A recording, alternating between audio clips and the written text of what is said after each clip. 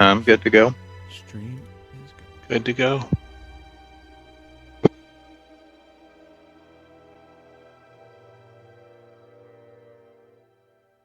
I think it is. Boom, boom, boom.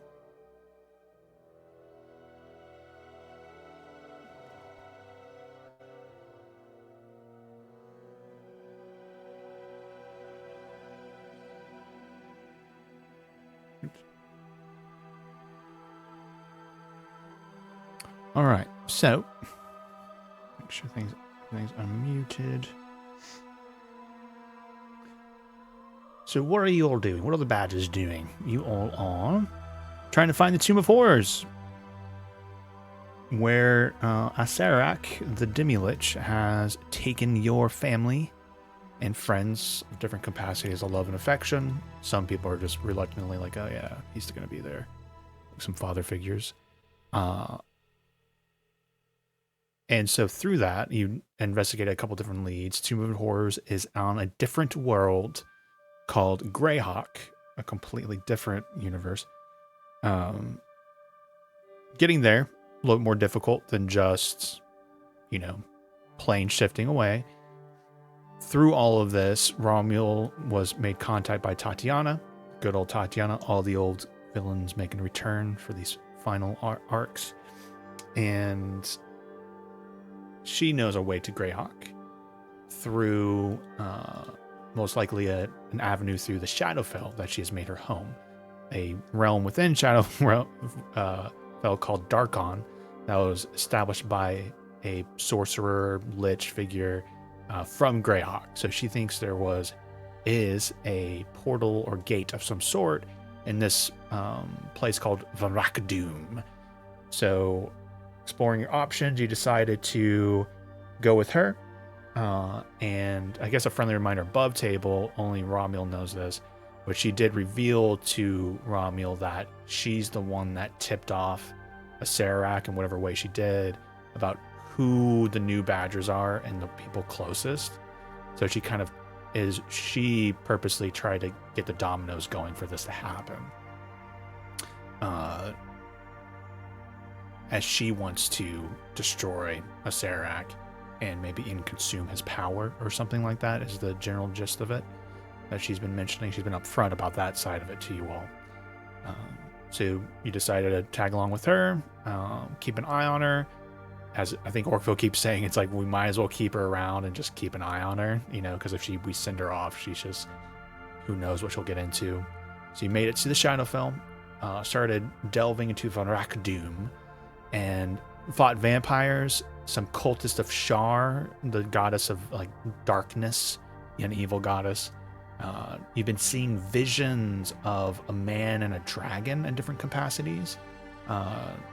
In the vision, one of them was an adult bronze dragon, I believe. But you do know that there's a shadow dragon in Vanrakdoom.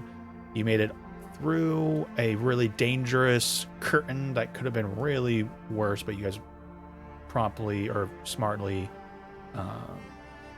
destroyed the trap and came in contact with Cresta Delvingstone, the vampire in charge of the vampires. Tingles tried to do a little bit of angling to kind of like, oh yeah, I'm totally going to be on your side. But she was like, why? Like, I didn't ask for any checks because why should she even believe him at all when he's here with Tatiana, with you all? So unfortunately, his angles there did not pan out and fight. You guys fought. Cresta did do like a domination style thing on Lord Tingles, and I learned the power of Vampire Lord because that was the first time I ever run a Vampire Lord actually, and that domination's not a concentration spell, it's like a feature, and it's like once that person's dominated, it's like they're kind of fucked. Especially like high DC in the saves. But in the end, you all defeated them and a whole bunch of vampires spawn in this chamber. And where we left off, she was destroyed and has turned into this mist and has floated and started beginning to float away. So we're pretty much right in the heat of it. Technically, we're not in initiative, but things are rolling. Any questions, clarifications?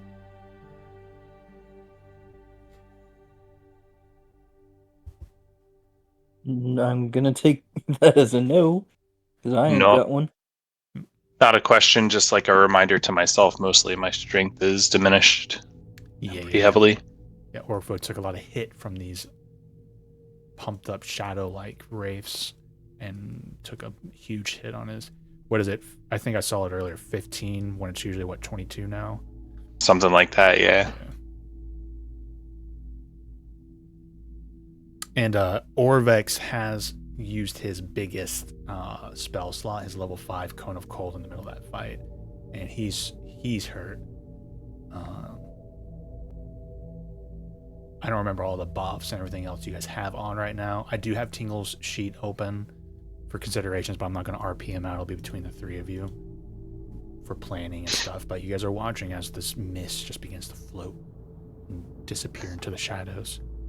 What would you like to do? What relative direction did the mist go?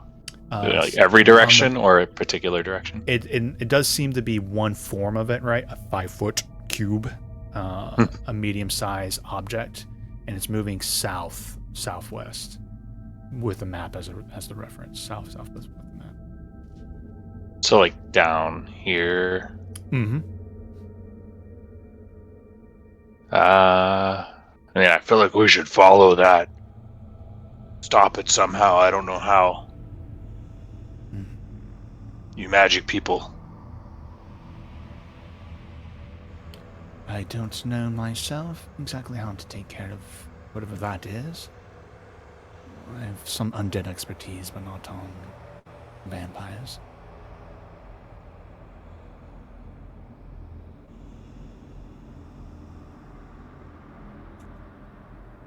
You two knew one another? Have you ever defeated her before? Never been in complete defeat. Or I've defeated her, but she's never died. I haven't cracked this code yet. The moment to interfere with it is going to be, you guys pretty much got like a couple more questions for yourselves and comments before it's gone.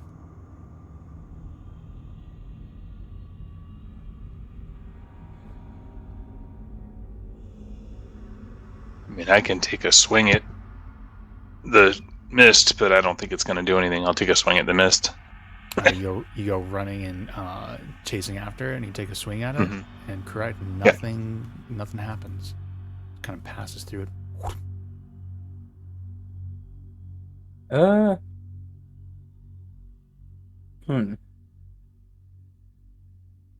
You know, not the dumbest idea I've had. I am going to take the empty bottle that I've got from drinking my potion of speed, and I'm going to try and capture a small part of the mist. One thing you'll notice is that while there's some sort of form there to the mist, no check involved, you're like, oh, I got some of it in it, and you watch as it kind of like bleeds through almost magically through it itself, and you watch it go through like a column. Like it's almost magical in nature as it passes through.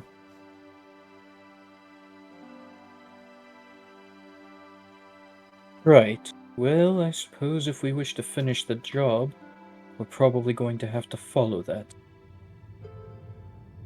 Let's follow it. Is it easy enough to follow? It's not like trying to evade detection or moving so fast. It's moving pretty quick. It's moving at an average speed of 30 feet, so you guys do have to keep up as it's just like flying away. But with all your speeds and everything right now, you're like good to go. Well, if it's on the way. I'll use Orvex as the like where it went. And it passes through these doors over here. Down where Orvex is? Yeah, Orvex is. He's in the behind, but I just use him as a token so you guys see where he's going. Yeah, revision. Check the door for traps. Alright, roll an investigation check. I would like to assist. 13.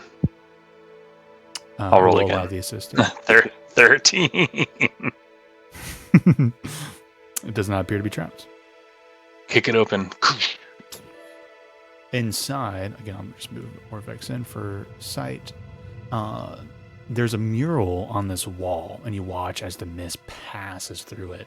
The mural depicts what you would all recognize now as Shar, the goddess of darkness, in the form of a young woman with like a billowing cloak and a night sky. It's a very unsettling visage. Human mourners in a graveyard. And she's clutching daggers. I will attack it. Okay. Go ahead and roll the attack.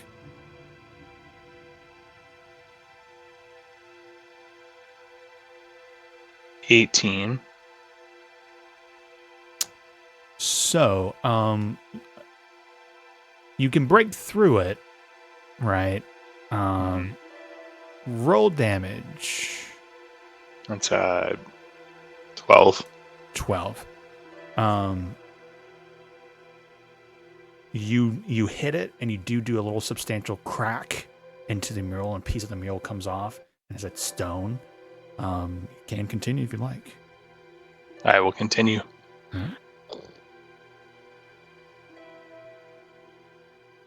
Hits. 16 slashing. Mm-hmm.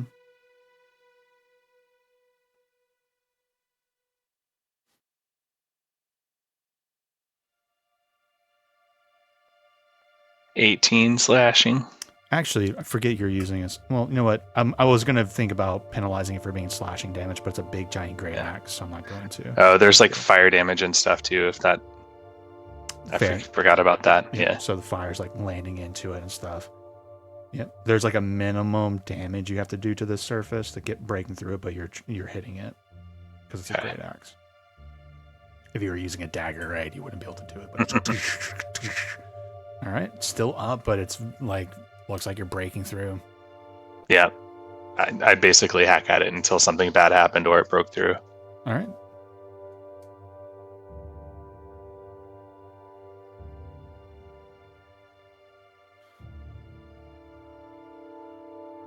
Yeah, the minimum damage was 10.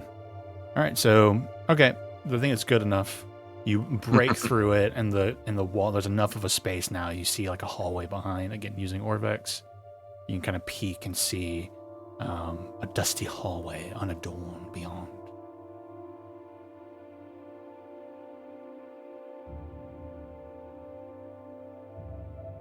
Are we going farther? I need a rest, or if someone has healing, I would appreciate it. I don't feel so good.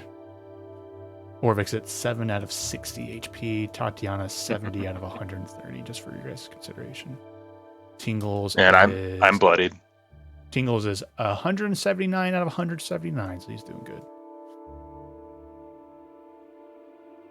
Any sign of the mist, or is it kind of gone? It is gone. Okay. All right, I guess we should regroup. And we can chase it. If we've run into something, I'm not going to be much help next time, Morkfu. But, you all can take care of it. But, I did help out a lot with that cone of cold. Even got to admit that was a pretty good move.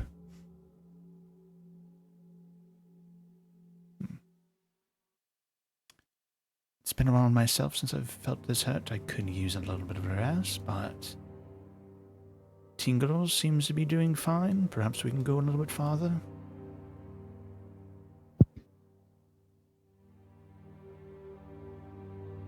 No, let's not risk it. Let's rest. Very well. Where would you like to rest? Oh, the room with all the dead vampires, that seems pretty cool. Yes.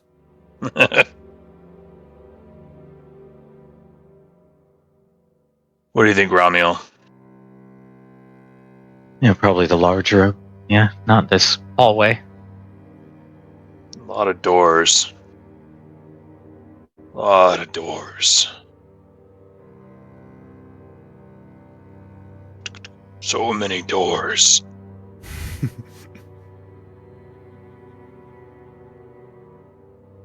So you're taking time kind of like moving around and such. Yeah. Oh yeah, I forgot. One of the most notable things from the last fight is that there was a Yeti And then which one of you has like that item now that like Hi. opened a plane to the hells? Like a rift? That would be me. Yeah, a little chasm. And swallow Yeah, me that's up. pretty great. I was 137 HP just gone. Just Oh yeah, last fight, honorable mention. Remember, Justin Romuald did over 400 damage in a round because of his fireball.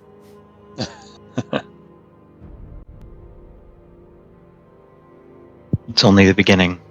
I know. It's only up for me.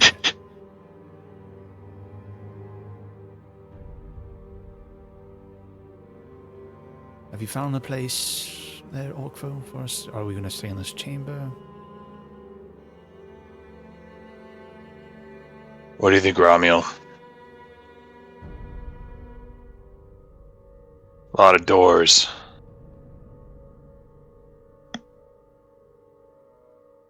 But just for a little while. Only an hour. Just keep our eyes peeled. I Let's do it. think we have a better idea if we go back into the corridor in which we were just at.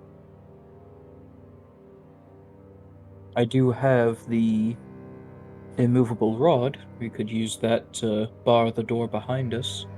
That way they only have one way to attack us from, and it would just take us a moment to remove it.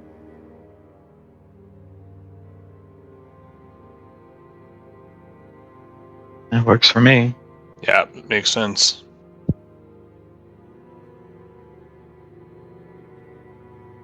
One way in, one way out. This way, right? Oh, that way? Back in with tingles. All right. I guess I should unbadger him now. Oh, that's right. You probably morphed into a badger. That's right.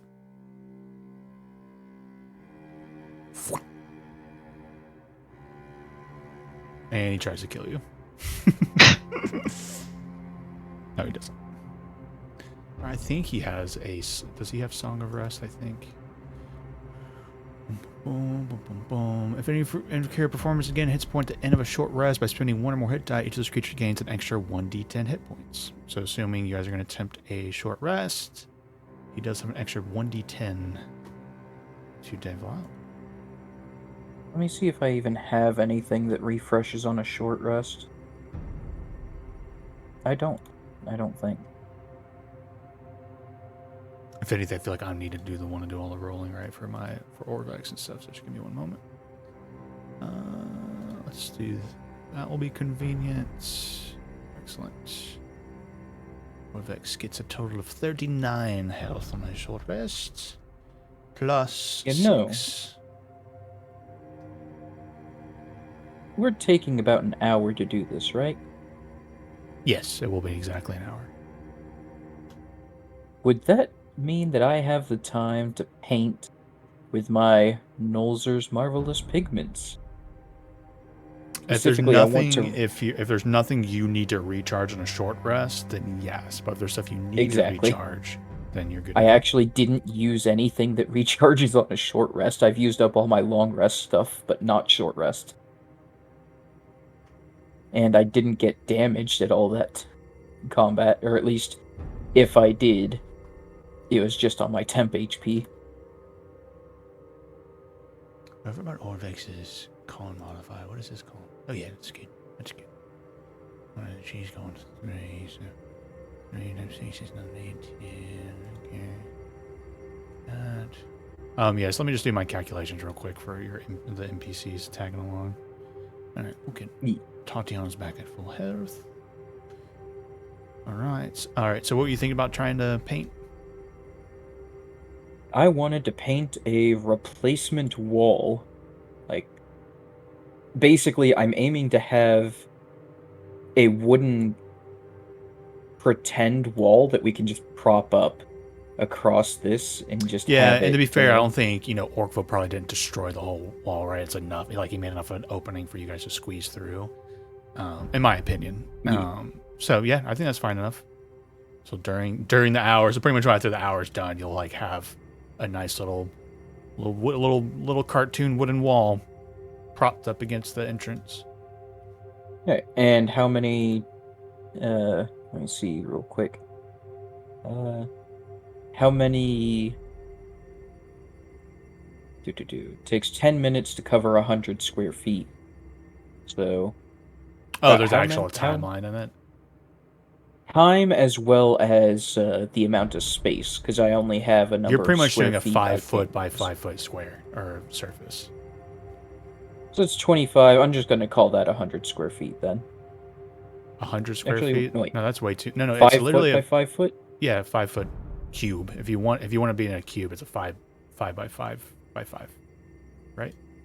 Which That's how cubes is work. 125, but But you're just doing like a flat this panel. is measured So in 2 to me, it's dimensions. 5 by 5, which is 25 feet. That's all you need to like patch a hole, in my opinion. 5 Okay. by 5. Well, Yep. it's measured in 100 square feet increments, so I'm just going to say that's up another 100 square feet, which is 10 by 10. I mean, that's fair if Just you to want to be get safe. into inches and you're actually trying to flesh it out a little bit, so that's fine. Yeah. A cardboard cutout of what the wall was. Mm-hmm. So that way it's just, okay, yeah, these guys totally didn't just go through here. Oh, if you're trying to like disguise it, you'll have to do like an actual check for that. Yeah, that is kind of what I'm going for. You can either roll a dexterity, a wisdom, or intelligence, but I don't think you have proficiency in any sort of artistic tools. No, I would have hoped, unless you count bagpipes, but no. So I'm just going to roll a dex check then. That is 9. It's a cartoon looking of the little spot that was there of the mural. The thing is like there was an actual work of art there too, right? So you're trying to get it to look like that. It's shoddy. Get all our bad rules out now. Just so you guys know, Tingles has no more bardic inspirations. I'm gonna click his short rest, though he doesn't need a heal, just to see if, because I don't know everything that he resets on. I thought Bardic Inspirations came back short rest. That's what I'm saying. I don't see it, so I'm gonna Yeah. hit short rest and see what happens. So we got a short rest. Yeah. Cool. Yeah, it reset at a short rest. Yep. So he has all of his Bardic Inspirations back. I need to see the ability that fucked you up, Orcfo. Give me a second. Okay. Because that might come back on a short rest. I don't remember, though. No promises. No promises. Yep, short rest is done. You are getting your strength back. Hell yeah. Did we get extra healing for some reason? You get a +6 from Song of Rest by Tingles. Tingly boy.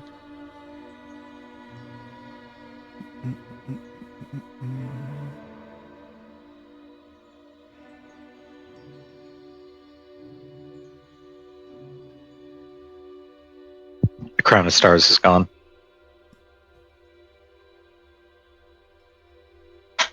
Oh, yeah. I remember. That's why you guys pushed before, because you had Crown of Stars up. Yep. All right. Hold, please. Nice.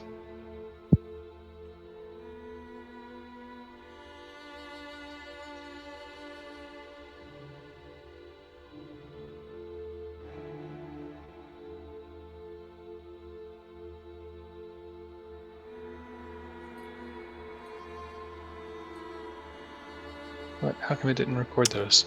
The hell?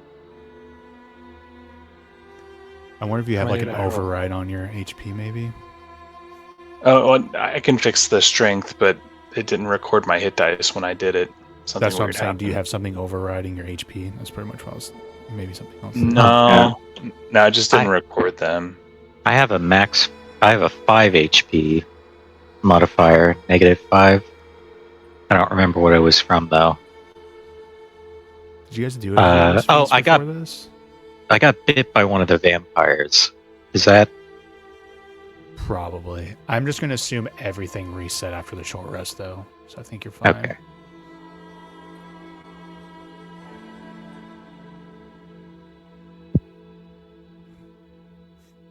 This dungeon's filled with fuck your stat blocks.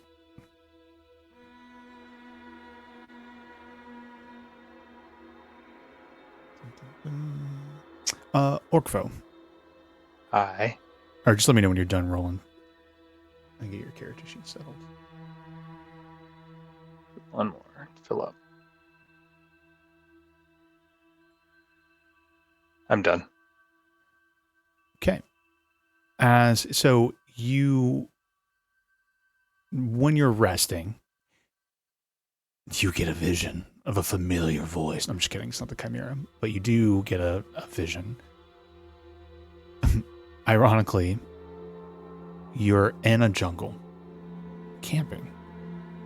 Across from you is a human man, handsome, you could describe him, a nobleman. And you, as this character from this like first person view. Sorry, 1 second. No, they hand you a ring. And it's beautiful. It's polished. It's a coral. And hands it over to you. I would like this to be a mark of our enduring friendship. And as you... Sorry, my brain... I'm reading this block and it's confusing me. 1 second, I'm cross-eyed. Here's Captain John with Robert Starr. Carry hands and I have horse rings.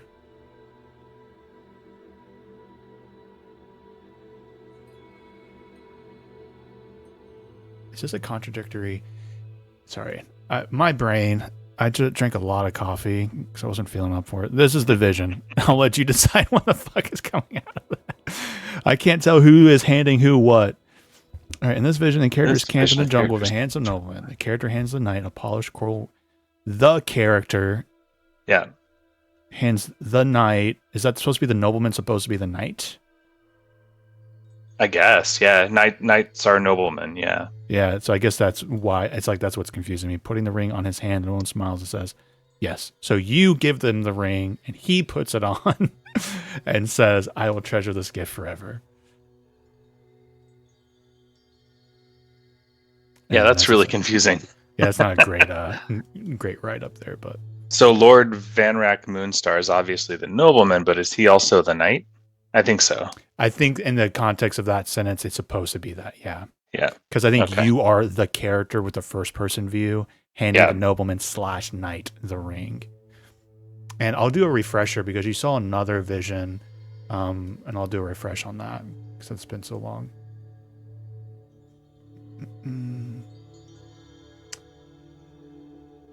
Where was this? I believe somewhere around here.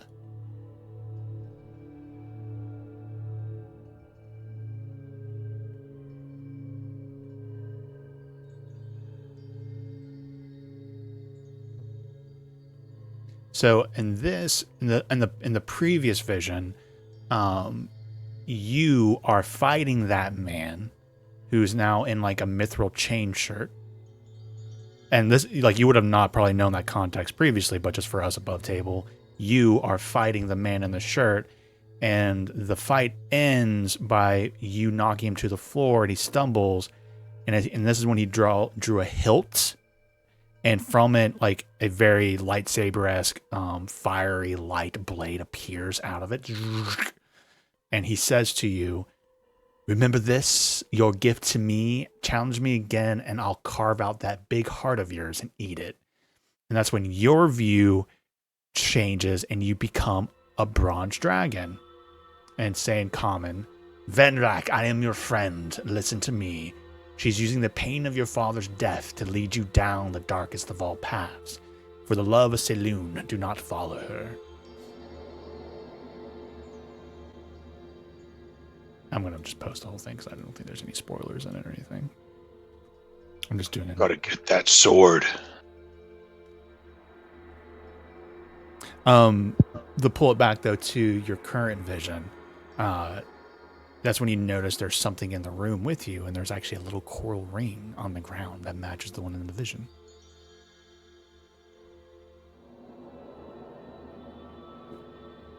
And I'm the only one who had the vision?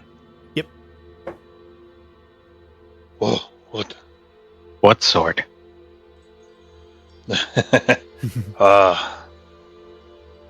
I keep having this stuff pop into my head. So remember I told you there was like the fire sword and fighting and turned into a dragon, yeah, all that stuff. Well, happened again, and same dude. And I was handing him a ring, and I snapped back, and I right there. That's the ring I saw in my head. And I know I shouldn't pick it up and put it on, but I kind of want to.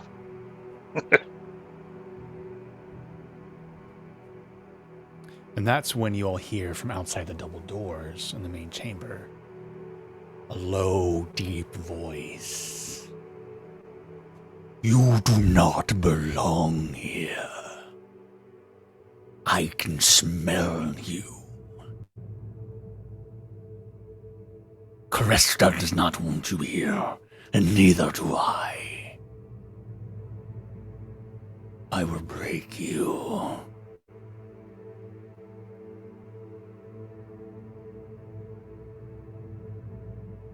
That sounds like a dragon. No, maybe that's our cue to move on. There are many cues for the one you should take is to leave now. Oh, we kind of came in that way, bro. Then come. Let me look upon you.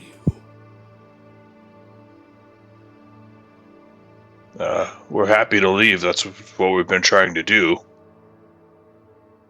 Tell them, Tatiana. What are we trying to find? Yes. We're looking for a gate to another world. Goes by many names, but one of those is Greyhawk.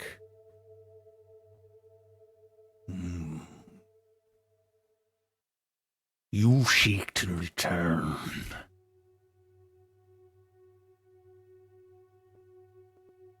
Unfortunately, the gate is closed.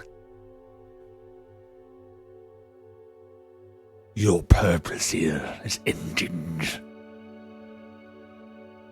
Leave.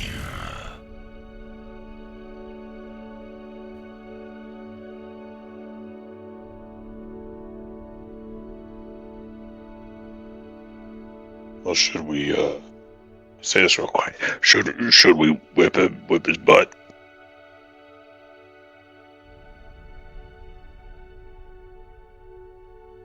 Second verse, same as the first. I'd like you to roll a sleight of hand check or for your whisper. This is not going to go well. Ooh, it did go well. 21, and I still have a bardic inspiration on me. I think I'm going to go ahead and use it. Okay. The D12, right? Mm-hmm. Nice. That's a 32. Just because I don't want to deal it if combat breaks out, Tingles is like, right, you've been inspired, bitch. You've been inspired, bitch. You've been inspired, bitch. You've been inspired, bitch. 2. He pumps a bunch more out. You know what? Arvex, no. I won't put it on NPCs, but he puts out 3 on you. Okay. So Tingles has inspired the 3 players who are here. Let me mark those off.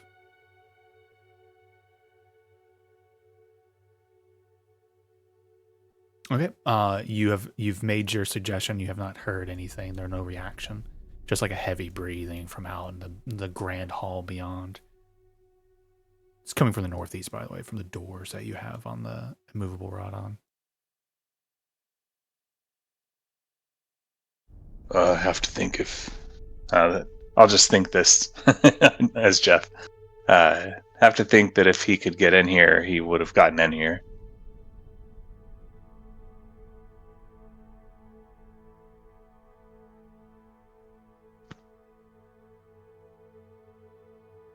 Shall we leave that in place and continue on, or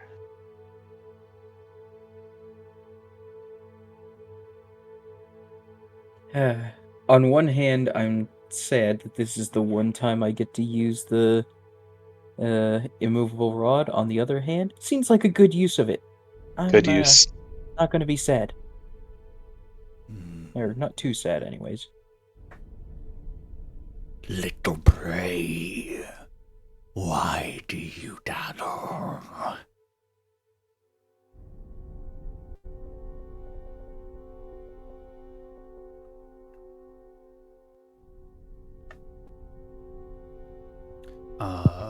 Who has the highest passive perception?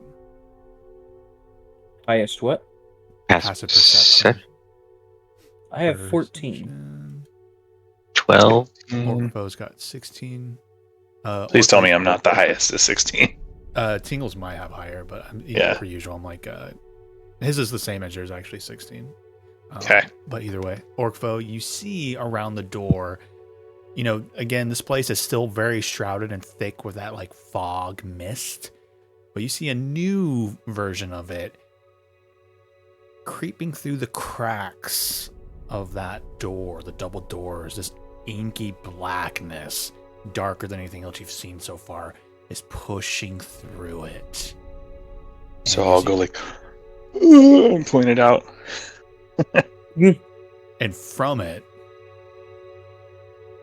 "You are wasting your time. The gate is closed." And the voice seems to be coming from that shadowy inkiness itself. And you see a part of it forming into a hand or claw and gripping into the ground. "These doors are not going to protect you. Let me in."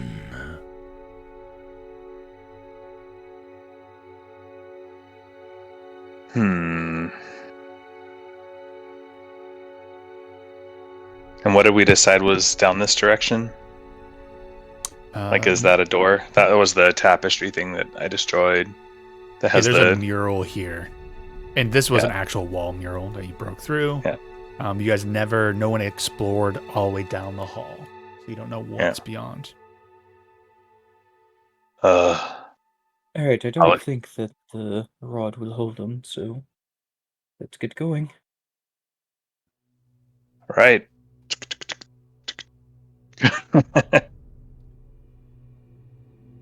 I'm taking my rod. I'm getting one.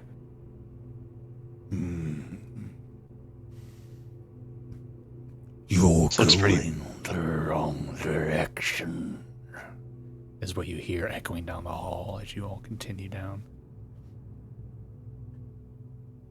Looks pretty dead-endy.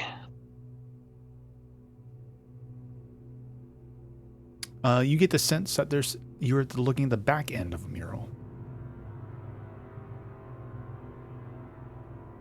I will whack the heck out of it.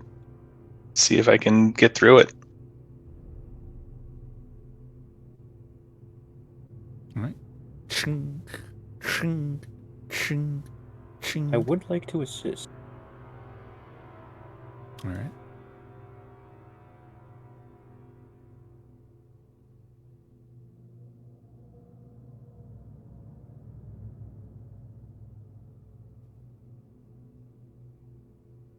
Hold music. Hold music. More music.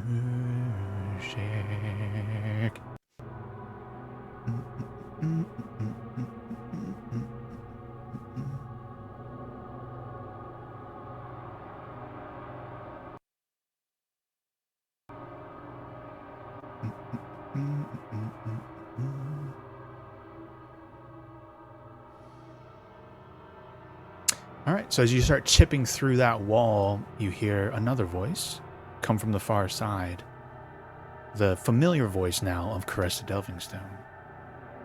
"Oh, are you trapped behind my walls?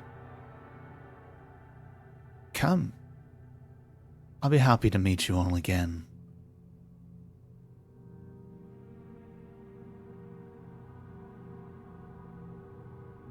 "Umbraxakar, come."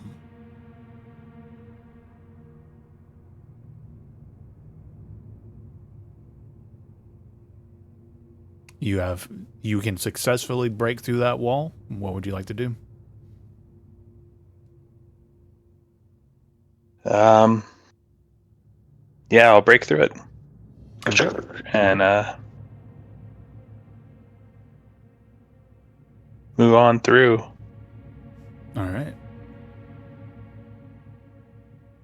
We're getting ready for initiative. How big is the room that I'm currently in? Let's see, 5, 10, 15, 20.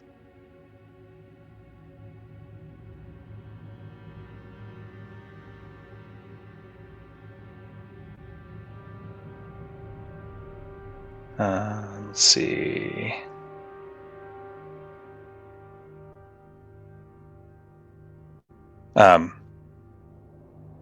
So kind of before everybody moves into that space, I'm probably going to drink my potion if you'll let me get that off. Yeah. No one was forcing combat, so there's a good moment here Okay. to prep anything you'd like. How big is huge? Huge. This is large, medium, large, huge. Okay. So I would be here. Like Sorry, slashing down the. Yeah. Let me just she transform. Everyone move back. Everybody move. I'll slash through the thing and. You've turned into a dragon. Turned into an adult red dragon. Yes. Slam it. Slam it, bam it. Gary jealous. Oh, son of a bitch! Son of a bitch! To be fair, I actually really like the idea of you guys using it and not Gary, because that's just another big giant power curve. Like Orkvo using it makes combat a lot more balanced and easier to balance for.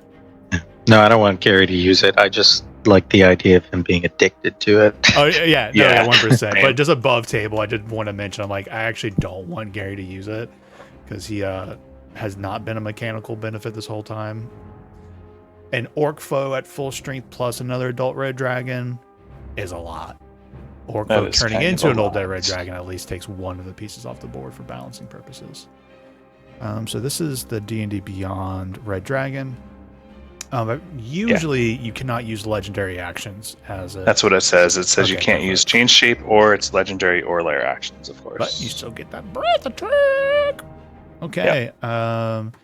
Orvex is going to stay in the back, but I am going to move him forward to provide some room here. Because beyond, you do, for a brief moment, see a big giant dragon made out of shadow and mist beyond as you stick your head through, tearing through it. But you see countless other little, you know what, since you are a dragon, I'm going to push you in. I'll take Orvex back and just kind of put you like that as you stick your head through. Let me move the screen here. There you go. You should be able to see him now. And beyond, you see suggestions of more shadowy creatures beyond. And we're going to roll initiative. I'm going to pop the thing up. I do need to clear the old one. Doop. Boom, boom, boom. Right. I use dragon stats for this or my stats? Everything should be dragon stats now. Yep. Okay. Does it say anything about your magic items or anything melding into your new form or anything like that? Any equipment you are wearing melds into your new form or falls to the ground at your choice. I'll meld it. Because stuff that you're attuned to, right, you'll still get the benefits of it unless it says otherwise. Okay. My only question is it doesn't say legendary resistances I can't use, so I assume I can use those? Let's look at it. It's a Potion of Dragon's Majesty. You have it in your inventory, right? Potion of Dragon's Majesty. Let your weapon control for command dragon transform. When you drink potion, turn into a dragon and transform from any equipment you're wearing currently to your new form. For the duration using it, sleep with the dragon. You can't use dragon's change shape or...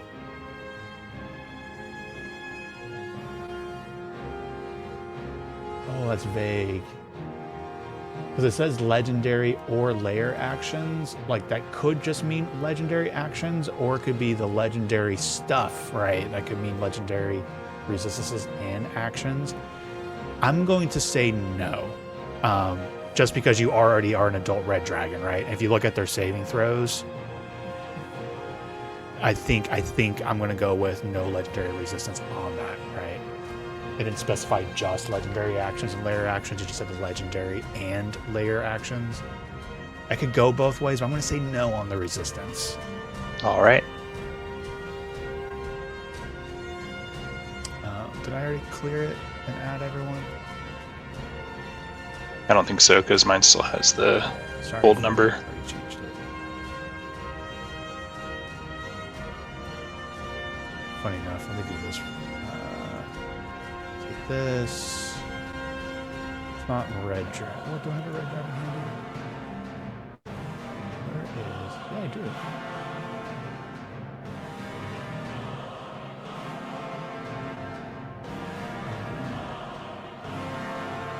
Actually, I know what I'm going to do.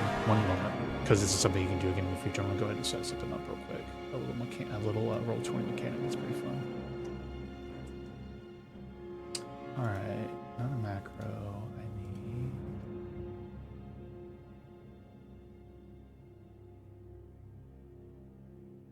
That is a macro, right? Roll the table. Bam, bam. Add here. Orc Dragon.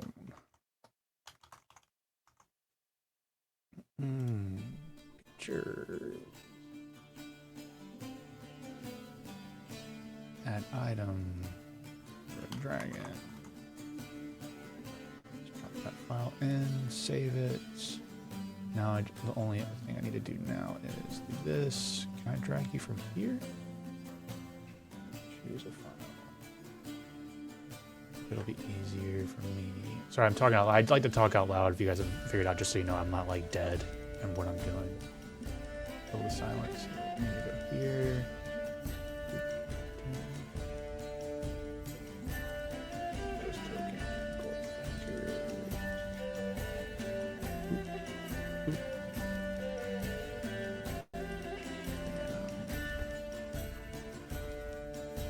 Let's do that. Save changes. I'm going to delete. Token, delete Orcfo. Now, should be able to do token, bam, bam. Is the best way for me to track HP, like just to do temp HP for the... That's not a bad idea. This might be just a good pen and paper moment for it, whatever you feel is best. But yeah, temp HP might work. Okay, I'll change it if it's happy.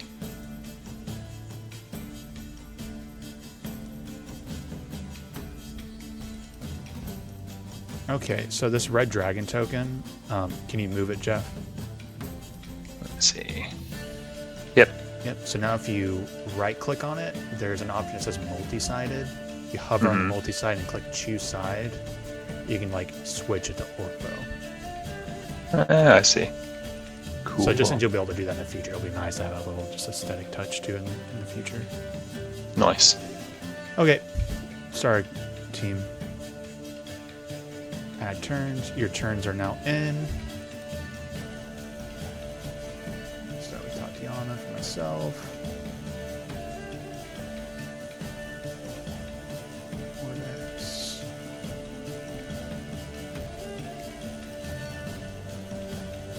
I like that. 18 moves too. So now he has a bonus to initiative. Boom! Comes out with a 24. Nat 20.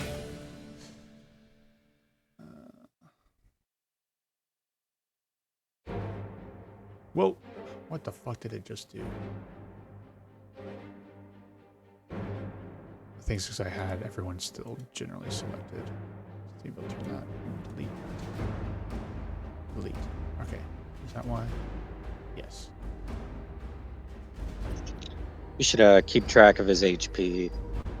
How much damage we've done. 'Cause we have power words done still.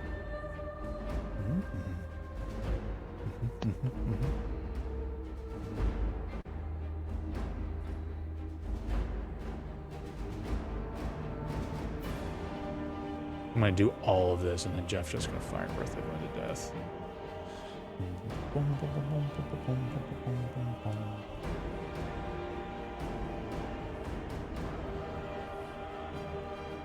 Alright, I'm just gonna do one big roll for all of them because we ain't got the time. I'm gonna roll 1,000. These guys. Roll a natural 1. I think I can just do. Should I just do one slot? That should be fine. Let's clean that up by doing that. I'll leave those guys because they're a little bit more juicy.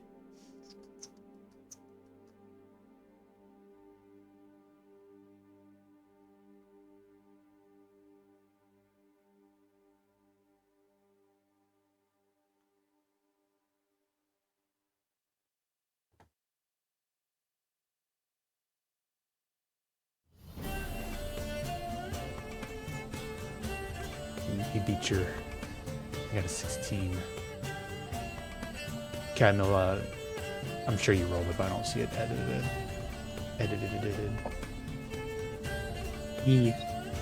I had edited it earlier whenever we still yeah, had it full I thing figured. last, but then.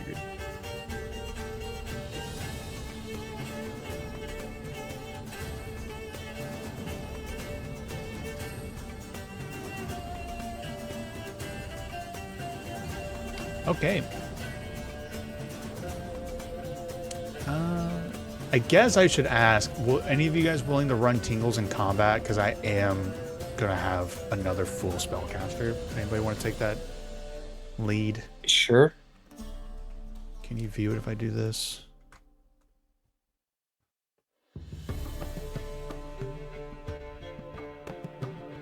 Because if I run him, it's going to be a lot of mates playing D&D, and you guys are sitting on the sideline bored. Yep. I just need access to his character sheet. Can that link I just dropped, can that do it? Inglorious. His items have spells on them as well.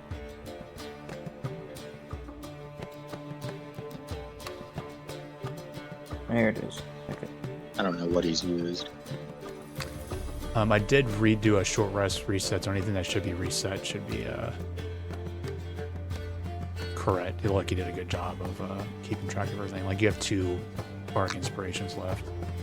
The portfolio, you still have it.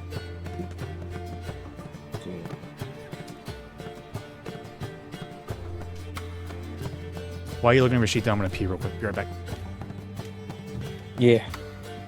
I've got that much time to figure out what all the Like, I spells think- he has.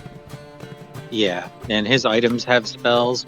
Also, I think he used his 8th level spell last combat. I can't remember, but he has another 8th level slot. It just doesn't show it, but he should have 2 because of the boon of Bahamut. Mm.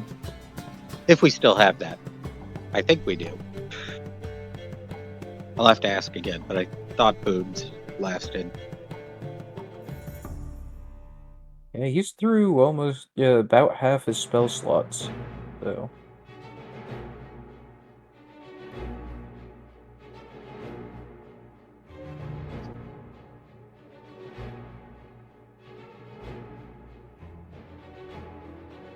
Did he already use his 8th level? Yes. Yeah, he has 1 more. I don't know where he marks it down. Like, I have mine marked down in items. Or, yeah, I think it's in items. Okay. Hey, Nate, do we still have the boon of Bahamut? The what of Bahamut? The boon of Bahamut, that extra 8th level slot that Bahamut gave us? Yes. Yep. Yeah, Okay. Tingles, that's a good point. Tingles, I saw, has used one, but I'm guessing he has a second one.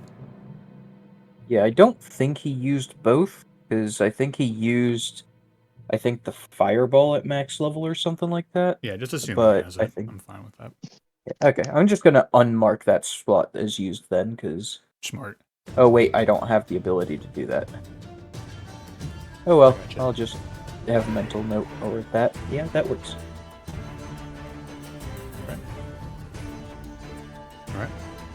It doesn't mark, we have to refresh, unfortunately, but you're good to go.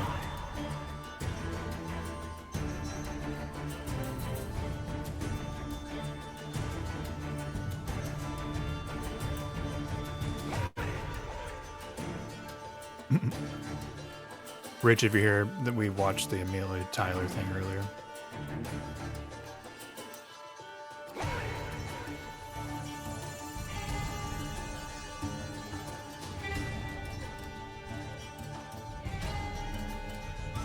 Oh yeah, Jeff, remember for the cone, I finally figured out the proper one.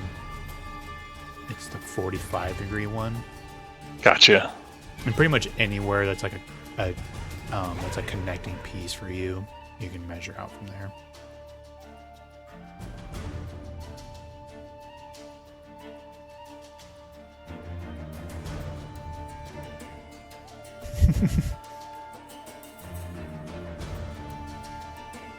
I don't know if you all can see each other's, but I can see all your cones. Yep. Everyone's dancing. Are you looking over a sheet, Riley? You got a plan? Kind of. It's kind of difficult just because it's got so many spells that are like, oh yeah, you can cast this spell, but at this higher level, and I'm just like, just let me see the original spells and that's it. I can probably turn that off for you in a second. Alright, where is level spells? Show level scale spells. That's turned off, so if you refresh now, it might clean it up for you. Refreshed. Much better. Oh, that's so much better. Yep, that's significantly better. Yep.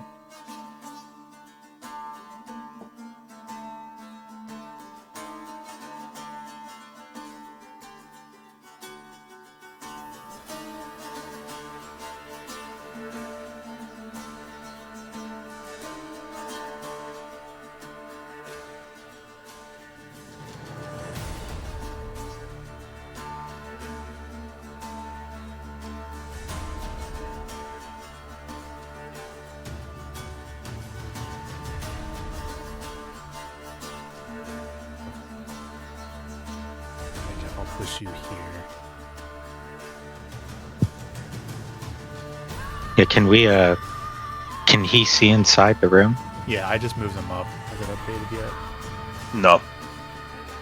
I see like a gray kind of overlay. Oh, that's right. Sorry, the new token, so I don't have the same dynamic light on. Vision. Let's see if I can remember how I did this before. I think you have 30 feet right now, Orpho. I have 60 of blind sight, 120 dark vision.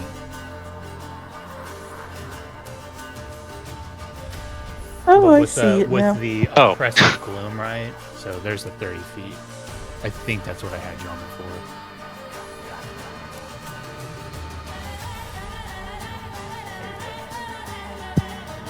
I still consider your token here, Jeff. But I'm just Okay. walking you through. Right on.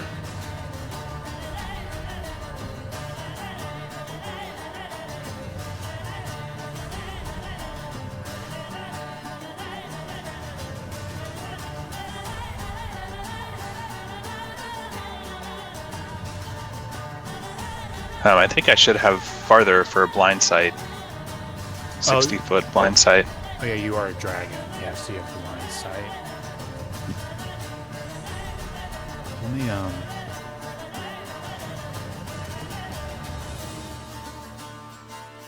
yeah. How long is the range on the dragon? 60 blind sight. And then 120 dark vision, so it should be probably 60. Yeah, I'll just give you 60. Bam. That's a lot of things. There's a lot of things in here. Right? That was a good dragon voice, but it also reminds me of when me and JP will do the, was it college humor? The Batman. When he does his Batman voice. I'm Batman. Tell me what he is. There's a lot of them. I don't understand. Really the words. seals in the flavor. I don't understand the words coming out of your mouth right now. Tell me what he is.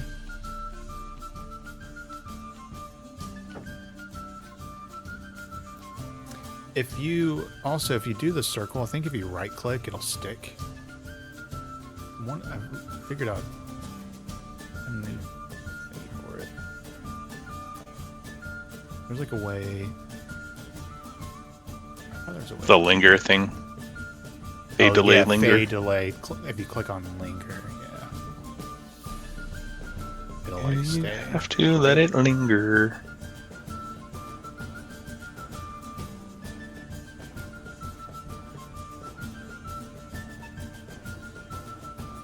What we got, Camille? Is that you doing the measurements for like a fireball? That's or me. something?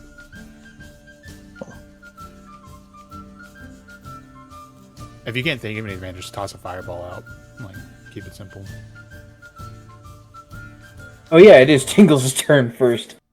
Oh, you didn't? Yeah, that's yeah. You're up. My brain no worky. Alright. Okay, so yeah, he's got 3 Bardic Inspirations available. He's got Worm. Goes like this.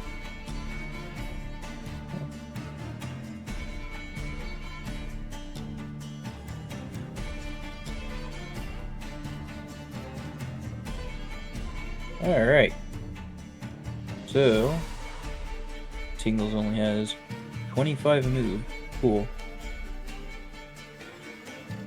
From this square in front of Cadmail, would he be able to see Big Dragon here? Yeah. Cool. He's going to move the 10 feet, get in front of Cadmail. Look at the dragon. There must be a reason that you hide in the shadows. Seems that it's because you're just that ugly. As I do Vicious Mockery. Okay. So, it needs a Wisdom saving throw. Save DC 18. 18. That is a 13, so that's a failure. So it takes 3d4 psychic damage, which I'm gonna roll using. So 2, 1, 2, that's 5 psychic damage. And it has disadvantage on its next attack roll before the end of its next turn. Okay. As Tingles takes 2 steps back for safety. Here for it, Rommel, you're up.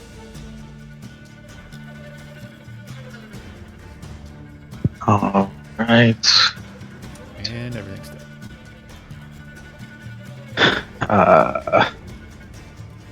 I know what I want to do. I just don't know where to do it.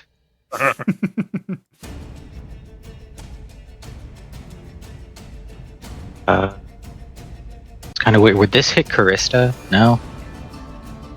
To be fair, Rommel, you probably can't see where she is. Like, what is your range right now? Even if I poke you in the room, like being generous. I can't see You don't have anything. any vision, so you can't see anything in that room right now. To be fair. Okay. Well then. I don't care about the meta knowledge, but just for your you can. consideration. Yeah. Oh no, I was gonna say leave the room dark and I'll throw a circle down. Yeah, sounds good. Sounds good. And it's kind of cheating because I saw the room before. But no, it's fine. You get to just like it's But- a fireball, right? It's like somewhere there.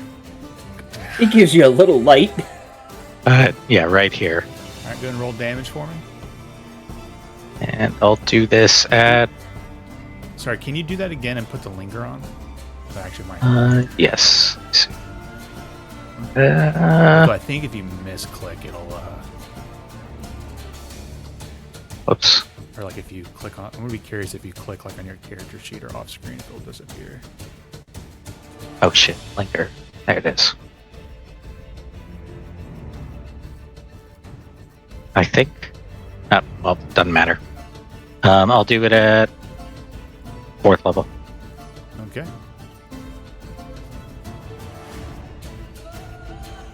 28. So let me see. Let me work this out. 1, 30, 35. 35 damage. Can these even succeed? No, they cannot. So that's 1 down, 2 down. 3. Well, do they have resistance to fire? Oh, they do. Technically, they can. What's your Okay, resistance to fire? Yeah. Okay, well, Yeah, this is different. feature ignores resistance to Is that fire, the one I you have to think? Let me- empower, or is it just it no, it always was a happens? feature I picked up at level 16. Here, Yeah. Just auto ignores it. Cool. Well, also, do you want to go through that and change those 1s and 2s? Did you calculate I that? already did. Okay, Yep. perfect. The 2 1s, the 30, and then the +5. I'm not even upset because For that just entirety. means it's like easier for me just to go through and clear off some of these tokens. 1, 2, 3, 4, 5, 6, and then you hear Caresta just go like "fuck" somewhere out there. You hear her curse in pain as you just get her. Now I need to do saves for the juicier boys. Deck save. They got decent save. So 23 in the first one. So 35 half to 17. Because your DC is what, 22 now? 23. Oh, so they just exceeded. Jesus. All right, the second juicy boy rolls 14. So that's a fail. So he takes 35. And now there's a dragon.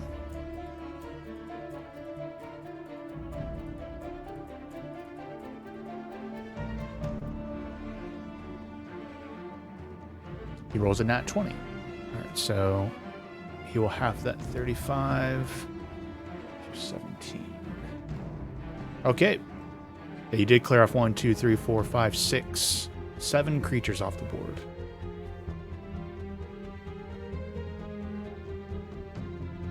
All right, I'll take a few steps back. And that'll be it. 10, 15, 20, 25, 30. Let's poke Orcfroth in so you see kind of what's happening.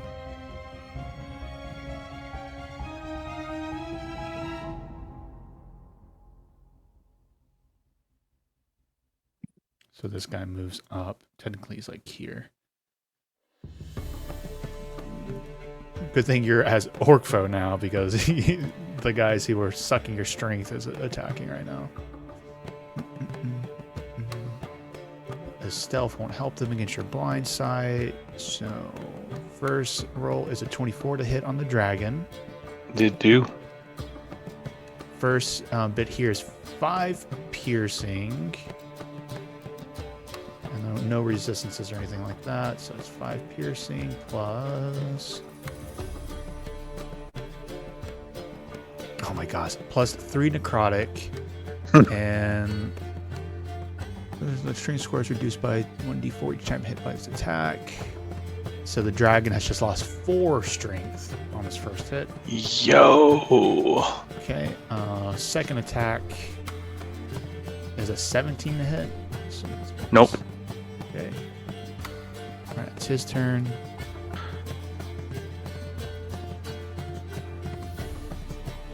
Here, I'm going to clear this other stuff off the board. You said -4 strength. Yeah, -4 strength. Okay. Total.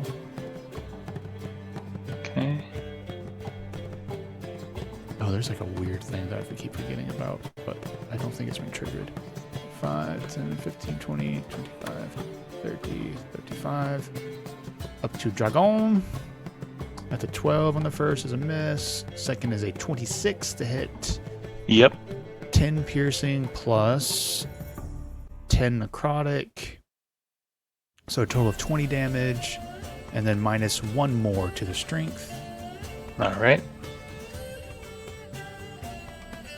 5, 10, 15, 20, 25, 30, 35, 40. And he dashes up here.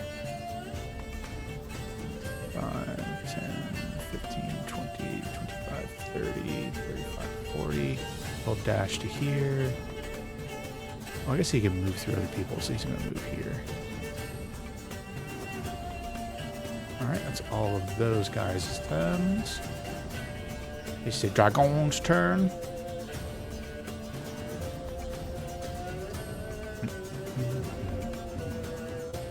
He goes like this.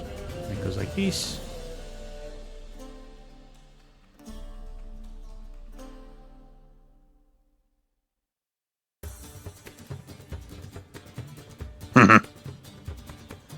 All right. So everyone is going to be making a save here. This is a 90. Wait. No, not a cone. Not a cone. Not a cone. Not a cone. It's going to be a juicy line.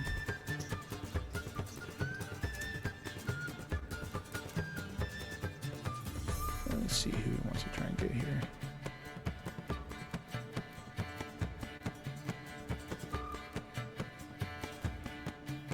Is it going to be a deck save? Let me check 1 second. So Dragon, Cadmail, Tingles, and Rawmeal, because it's a 5 foot wide, right? So I think that'll be. There just is enough. a beam which does Is there a 5 foot beam? wide beam with. Oh, thank you. That'll make that much more official.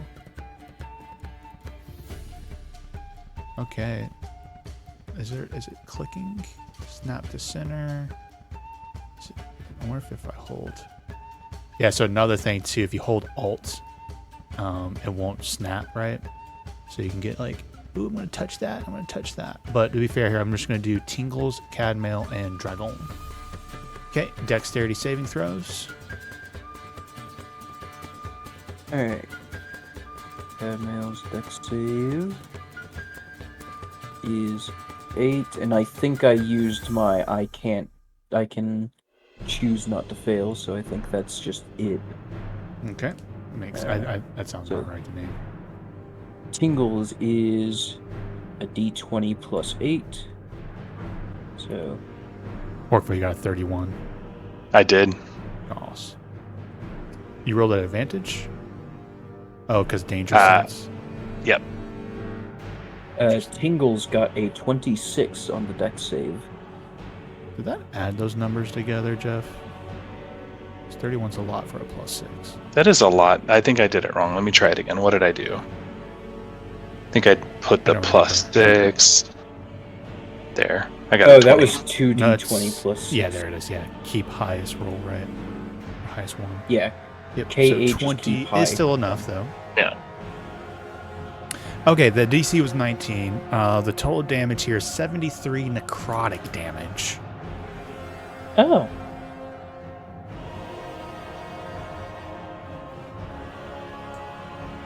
Half to 36. Half for to 36 for those who succeeded. Yep. Succeeders.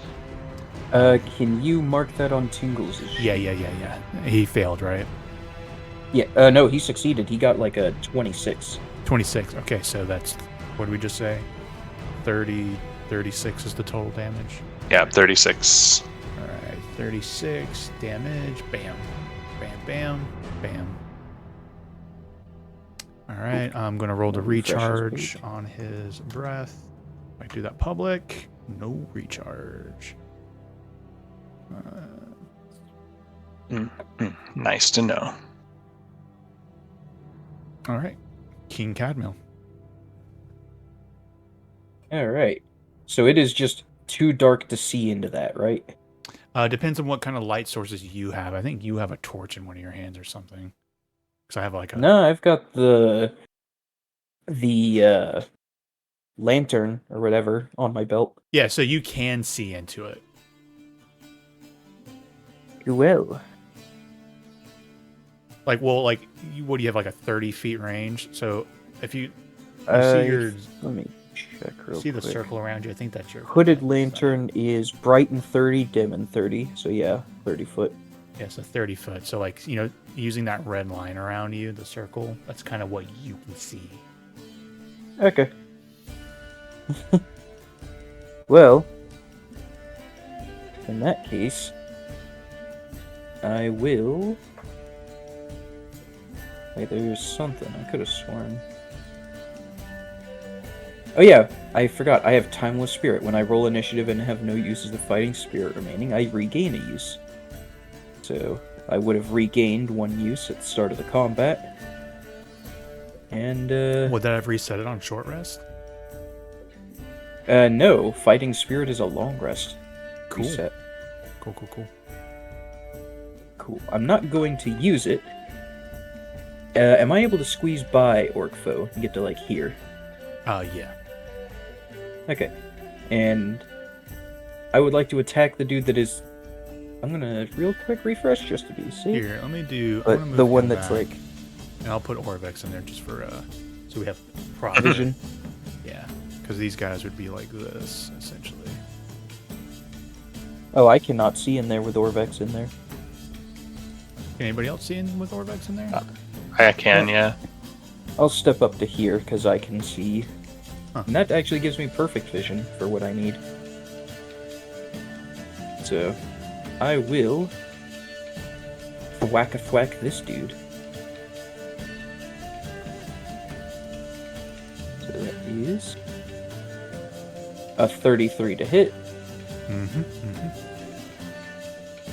For 19 plus 13, that's 32 damage. I do need to know what the you guys did fight them once. You do know they're pretty much resistance to elemental. So yeah, I've got 19 radiant normal slash lightning on. Oh, that's right. Yeah, it's slash 13. lightning. Okay, that's right. So all of yours will go through. So that is going to be, what's the total? My brain's shut down. 32. 32. Thank you. All right, still up. All right, second hit. If it hits, 28 to hit. Mm-hmm. For 18 slashing plus 10 lightning slash radiant, so 28 total. He's gone. Moving on up to get slashing. Moving on up for a 23 to hit. Oh, sorry. There's a weird effect here that I keep forgetting. Give me 1 second. That might have not happened. I'll be completely honest with you. Give me 1 second. Alright, One I'm second. gonna step back. Need to make a wisdom saving throw, actually. And this is... we'll see if you succeed. It'll be triggering 22. here. 22 is most likely a success. Give me 1 moment.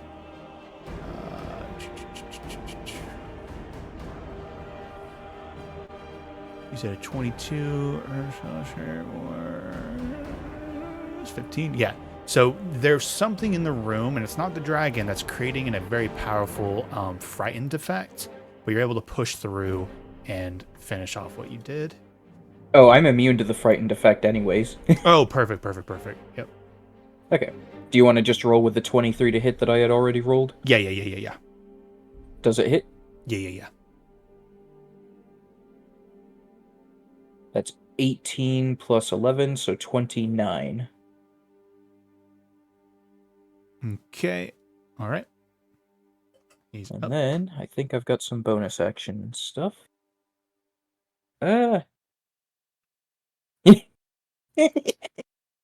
Alright, screw it. I have the bonus action and I don't have anything else to use it with. Shieldmaster Shove. I'm going to try and shove this thing prone. It's immune, but you use it, and unfortunately it's immune to it. Well, I want to roll just to see how high I get. 26. If it could be knocked prone, it probably would. Most likely. Alright. Tot's turn.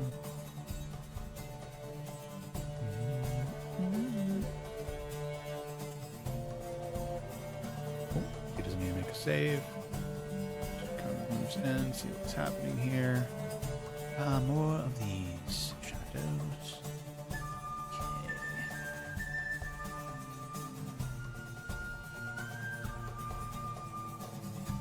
Let's just do a magic missile from her.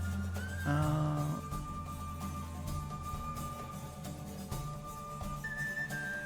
mean, she can still kind of hit pretty hard, even with her resistance. We all know there's a resistance. What is her range of sights here? What kind of sights does she have? Since this juice, okay. She can see deeper. So she's going to chunk a fireball in the back here. It's a regular old fireball.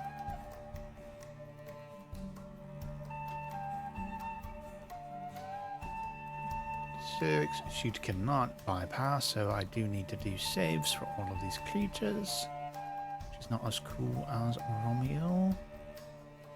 Alright, resistance.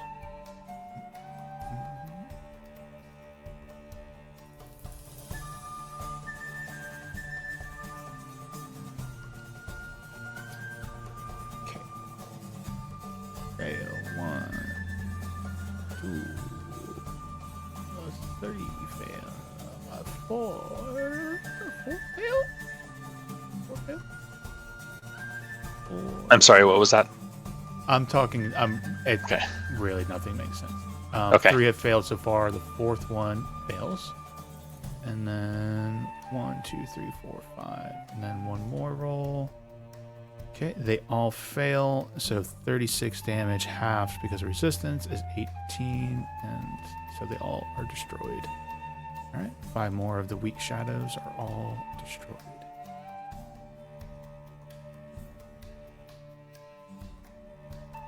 Pretty much there's nothing else in the back room, just for your consideration. It's just what you guys see in front of you. Okay. And so just kind of back up a little bit. Wolfo. Hey, my turn. I seriously should have used my Bardic Inspiration on the initiative roll. Yeah. I don't know if I can do that. No, actually, I think so you can. Yeah, it's an ability check. I'm just going to move in so I can see what I see. Oh, yeah, so I don't know Orbex if is there's not doing anything there. Why is Orbex No. share vision not help? Oh my god. I didn't. There's nothing back there that I saw anyway. So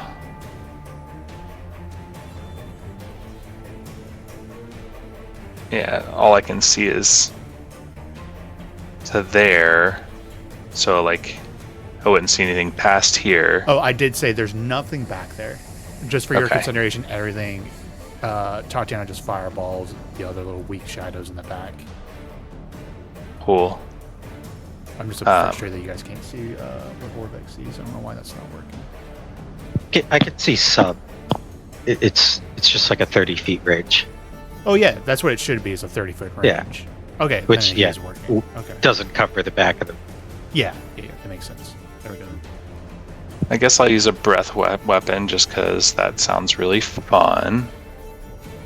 Even though I won't hit nearly as much as I otherwise would. I mean, if you wanted to, you could just like take the attack of opportunity and then. No.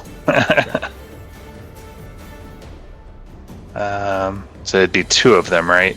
Yeah, I'm fine with that. This one down here is the weakest, but Okay.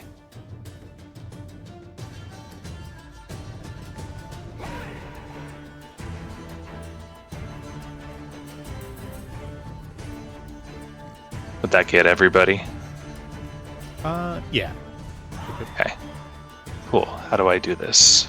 60-foot cone, DC 21 dex saving throw. All right. Yeah, go ahead and roll damage for me. You said DC 21. DC 21. And it's 18d6. Nice. All right, I'm going to start with the shadow to the north. He rolls a total of 27, so 67 is half to 33, half again to resistance to 16. So this one takes 16. All right, the one south of him, dexterity saving throw, natural 1, so he takes 33. And then the one south of him, 14. He takes 33. He had 32 health left, so that one is destroyed. All right, now for Dragon. Ooh, a total of 7 on his dexterity saving throw. He'll use a legendary resistance to succeed and take 33 fire damage. So Excellent. he's not resistant to fire? He is not resistant to fire. Good to know. And I'll stay there. You've got that right. We're good. Tingles is up. Alright. Tingly boy.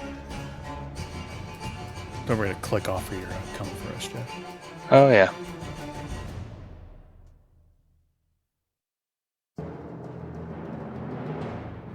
Is there tingles of the Feywild? Ooh.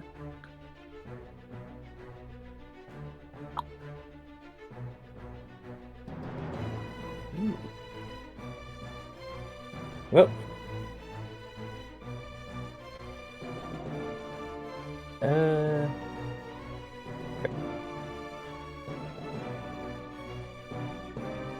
He's got some spell slots available. Let's let him have some fun. It's 20-foot radius. Oh, Orkfo, when you hit the dragon with your fire breath, by the way, like Mhm. the fire burns away some of the shadow beneath for a brief moment. You see it's almost like a mirror image, like two dragons there. One is like that bronze dragon that you see in the visions, and one is the shadow. But the bronze dragon is taking damage. Yeah. Get this to. I'm trying to get it to where I can actually I'm so grab. Man, my brain. I am weak tonight. I forgot he has legendary actions. My dragon. So is he going to do one now? I think so. So if you keep thinking, he's actually gonna tail attack you. It looks like Cadmail. That's only a 17 to hit though, so I believe that's a miss. So that was one legendary action to do that.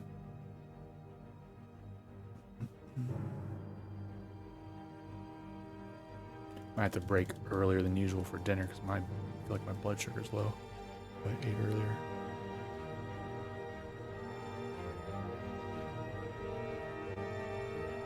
This square. Don't engage Rich, Justin, about AoEs, because one time there was a scenario in a dungeon crawl where like, oh look, a perfect opportunity for his character to use AoE, and what does his character do? I'm just gonna sit in the back and disable traps that were behind the combat and had nothing, no weight to the combat at all. And so he complains, but I've given him plenty of opportunities. He just decided to disable traps, so don't engage with him in chat, please. Rich is punished for that. So, can Lord Tingles throw a fireball? I'm going to say like one square up from that, so that way it doesn't hit Cadmail. Yeah, I need Tingles to do a wisdom saving throw. Oh boy. So it's +2 for his wisdom. So 1d20 plus... Not 12, +2. 18. 18 is a success. So he's not frightened. So the fireball goes off. Go ahead and do damage for him. Cool. That is at 3rd level, so that is 8d6. Let me set back to simple. 6 plus 2, so 19 plus 7, that is 26. 26 fire damage. That's a low roll. Yep. Also dex saves from all 3 of them because fireball. The one to the north, the shadowy boy, failed. So 26. 18 is the DC. Yeah, he failed. He rolled a natural 1. So he'll take 13 fire damage. The boy underneath him succeeded. So he takes 6 fire damage. And then now I'm rolling for Dragon. Total of 8 on a dexterity saving throw. So he fails, and he'll tank it. So he takes all 26 fire damage. All right. Born. Rama. And that was... Yeah, I'm just going to have him step back. Yeah, I said I would never complain about fireballs again after that Tomb of Annihilation hit where he was like three damage away from max or something on the roll. Oh yeah, it was way back. And I was like, all right, well, I'm pinned somewhere. Thread. Oh yeah, it's on a thread. Yeah, I was like, all right, I'm never gonna complain about low rolls ever again. I need you to make a wisdom saving throw for me. Is this a magical effect? It is a magical effect. My robe will give me advantage. Oh wait, That is Font enough. of Inspiration. You Yeah. regain all uses of Bardic Inspiration when you do a short or a long rest. Something in 18. that room beyond the dragon, as I said before, is like creating a frighten, but you're good to go. 18's enough. Okay.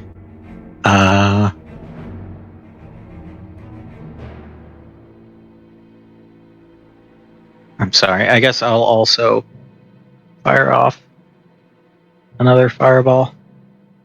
All right. Here's another resistance. So you're at 23 now.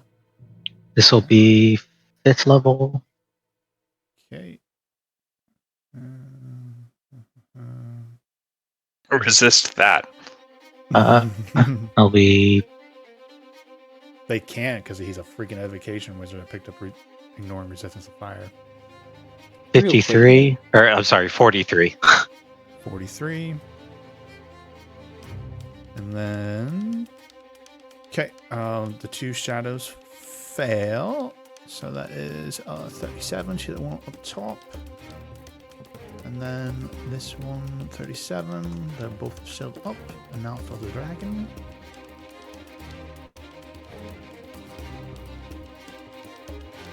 Dragon succeeds with a 24. So that is, would you say 43? So that brings us to 21. 21 damage to the dragon. Okay, dokie. Alright, that's it.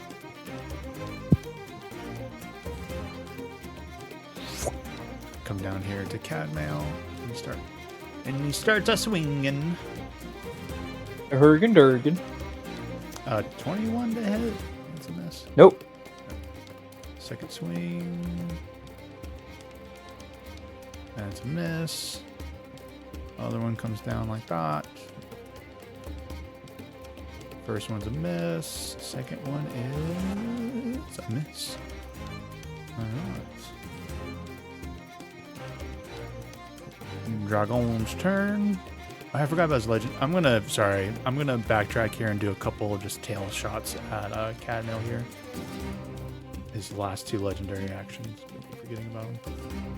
And yeah, that's why I put the little tokens in the turn order, because my brain really forgets them. Alright, tail attack on Cadmail. Battle hit 29. You take 18 bludgeoning damage. And then his last one will be 25 to hit, assuming that hits. No, that is one short of my AC. And your AC is not bonused up from your haste from previously, is it? I don't have a way to add haste to it. This is just my natural I'm just making AC sure, because point. we had wings on you. I couldn't remember if you were hasted, and we're overriding your AC anyway, so I just wanted to make sure. Nah, it's 18 plus 5, because I've got a shield plus 3, No, and you're then good. You don't have plus to, 1 you don't for have to my break scale. it down. I know your guys' stuff is ridiculous. I just want to make sure haste wasn't up. Alright, it is now your turn, Cadmail. Wait, no, sorry, Dragon's turn. Actual turn now. Okay.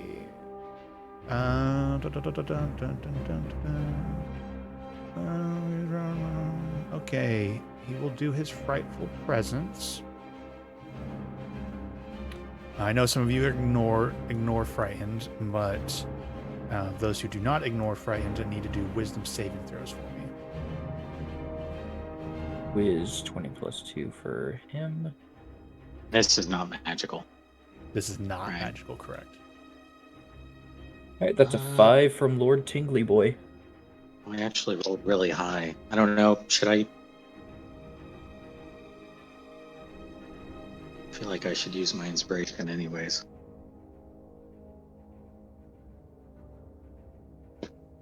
No, I won't. Hold on, I'm thinking about using mine. What did Tingles roll?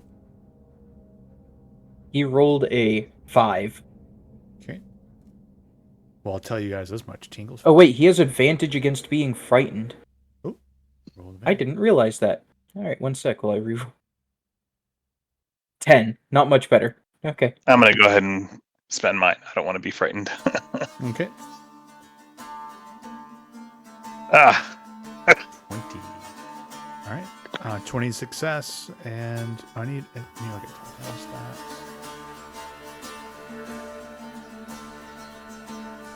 She cannot be, so she's not frightened. Okay, so Tingles is the one that's frightened. He's a skirty boy. He's a skirty dirty boy. Ain't scared. Okay. Okay, the dragon's now going to go after Cadmail.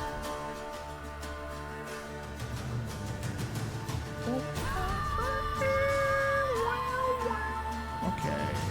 First attack at Cadmail. That is only a 19. Claws coming in. That'll hit 31 to hit.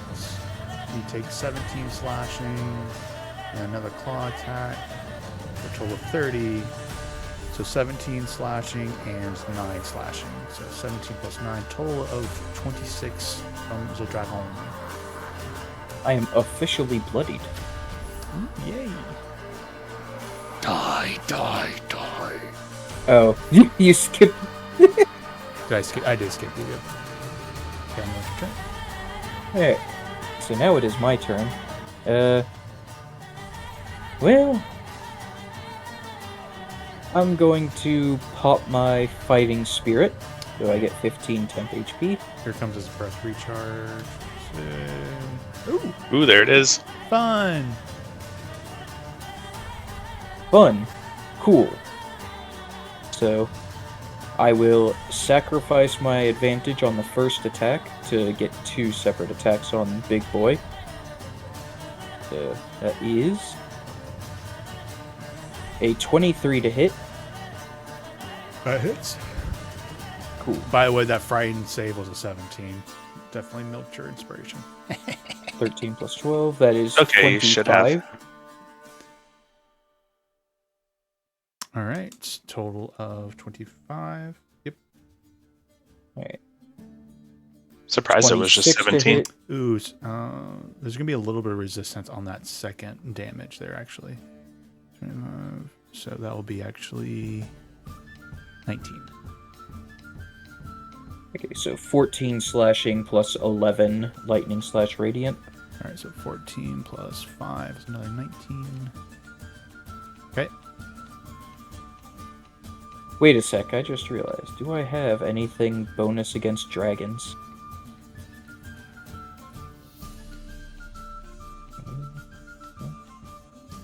I think that's what makes your weapon so good. That 3d6 just happens to be a dragon.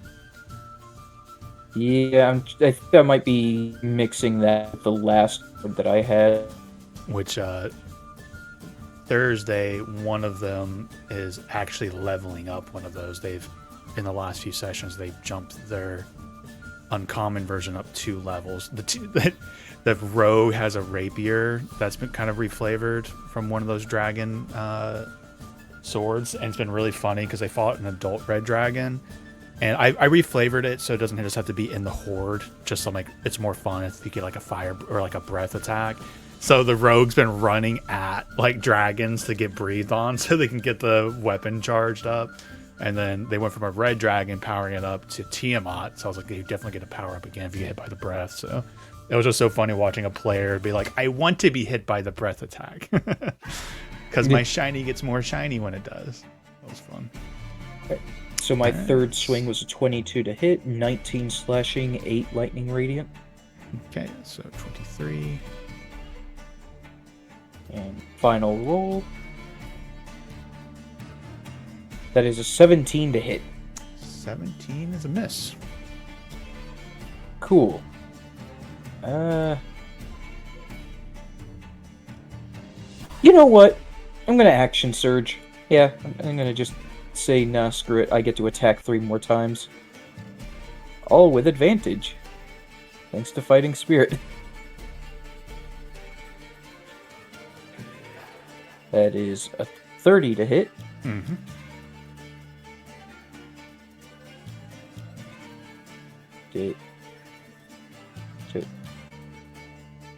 Okay. 16 slashing and 10 lightning radiant. All right.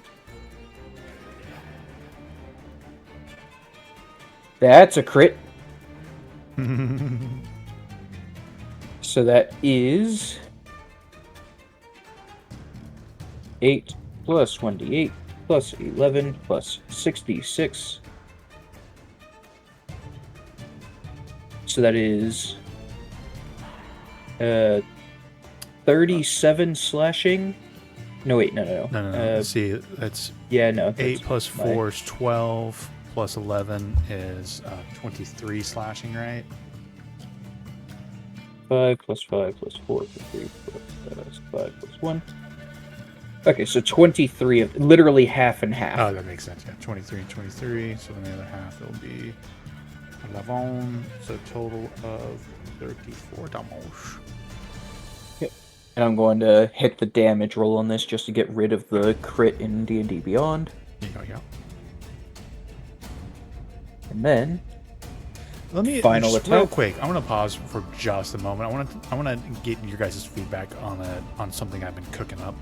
I'm not sure if I want to implement it or not, but recently we played another system called Deadlands, and was that Savage Worlds is the system? But their real fun mechanic is what some people call exploding dice. We also called it oh god, cascading dice, right? It felt really good, right? So the what happens is when you roll damage, it happens a lot, but you're not rolling d20s. You're usually rolling a d4 up to like maybe a d10, but usually like a d4 to d6 or d8. If you roll a 4, for instance, on the d4, you roll again and add it to a total. And if you roll 4 again, then it just keeps cascading and exploding. You keep rolling and rolling. Like one of the players, I, as the DM, rolled the damage on a d4, and I'm pretty sure I got 5 or 6 times in a row, and it felt good, right?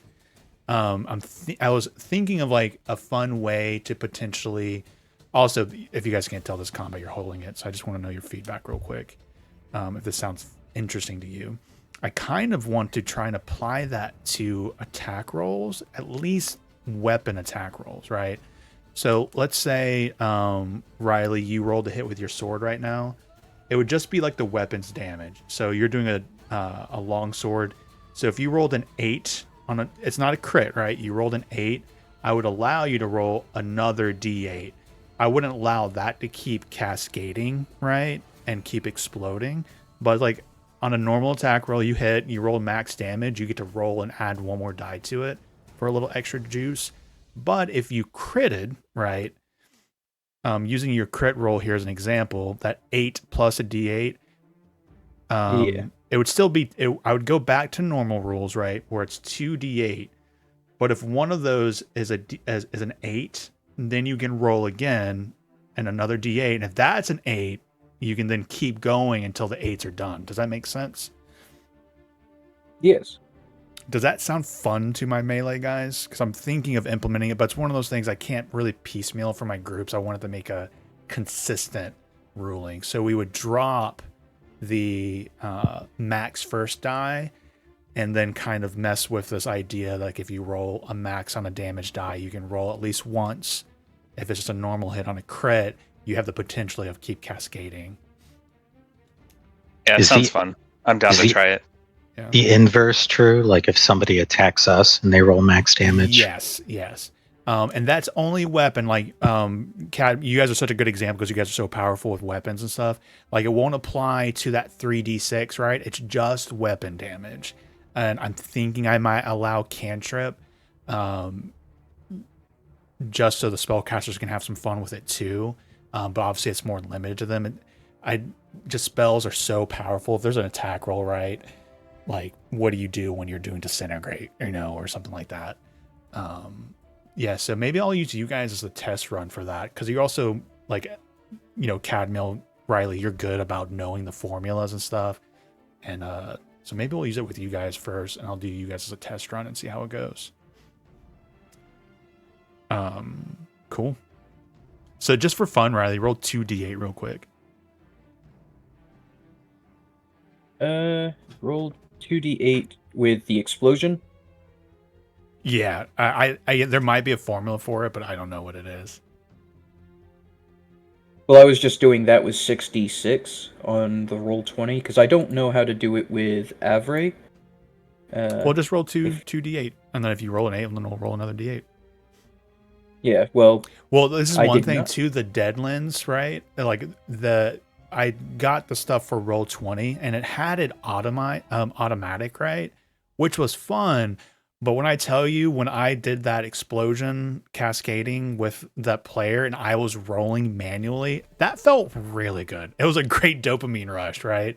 Because a lot of them did that, right? But like they roll a d4, and the next thing you know, the number that pops up is like 32 because it exploded that much. But to me, I think it's something very satisfying about I roll a d4. Oh, I rolled a 4. Oh, I rolled another 4.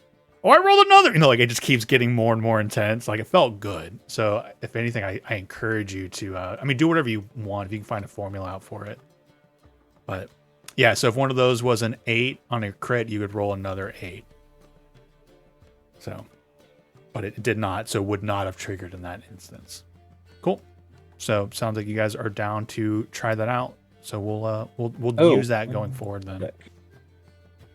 6d6e6. Oh. All right, let me. There we are. Oh, so E6 is the key. Yeah, explodes on a 6. Explode on an 8. So 6d6 explodes on 6. Oh, cool. That'll help for people who aren't like as good with the math stuff as you are. Oh yeah, see it did it there. You guys see how that 2d8, the 8 and the 1 were the first two die, and then add to the 6. You want me to do that now when I attack?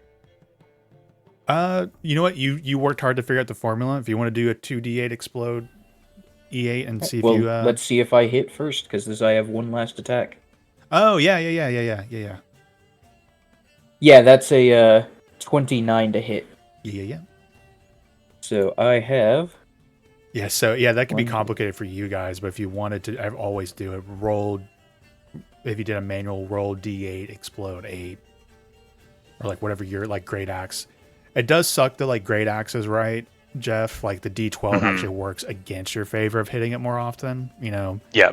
like monks with their D4, D6 hits would trigger it more often, but it's the only way. Yeah, I can think of I bringing took it that in into without account. breaking it. Okay. So I got a 14 slashing plus Oh. 9. Sorry, there was a elemental. wrinkle to that. Jeff, I am okay if you want to change the great axe from a 1d12 to a 2d6, right? Because that is a great sword, which is usually the other option for that style. And that'll give you more chances to trigger that. So if you want to change that to your great axe at 2d6 damage, I'm totally fine with that. Cool. Because I don't want it to let me. not happen, right? I want it to happen more than not, so. Okay. Customize. Yeah, change that to a 2d6. And Justin, I will allow cantrips to do that for now. So use that for your consideration. Because when you hit, right, you're rolling like four dice now. So let me decent see. chance to trigger. It's 3. I think next level it's 4. Okay. So if it's an attack roll, it's not saves. So I haven't. Well, maybe cantrips, maybe saves are okay for cantrips. it'll be 3d10 e10. Yeah, I'll allow it for saves or attack rolls on cantrips. Yeah, I can't edit the damage of that item. Because it's an actual. Yeah. Oh, it's probably because it's like a whole thing, right? Yeah. 2 hit bonus, damage bonus, cost override, weight override, silver, display as attack. I've had to check the box to display as attack to get it to let me roll attack rolls with it. So I'm not sure if that's something you can change too. Okay. Let me, since we're just on this, my homebrew creations.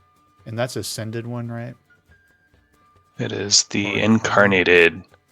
And I've got it customized to Flame Tongue so I can maybe possibly remember. All right. So let me get in there real quick and fuck with that. Okay. Basic information. We need to change this to essentially a great sword. Will be the easiest way to do that. All right. Rarity, magic item type. Doesn't do anything. Strange stuff. And now I can probably add a bonus damage into it. Ooh, while I'm doing this, remind me, and I'll do a. I'll go ahead and copy it and do a rage version of it. That'll just add the +3 to the damage. So It's +4, but yeah. +4 now. Okay. Yeah. Bonus. I think if I do a modifier here, modifier type, damage, fire, dice count, 2d6, right? Yep. All right, dice count 2d6. Baba beam. Save. Okay, Thorn Clear, Chaos Incarnated. Now let me see, I can copy this now.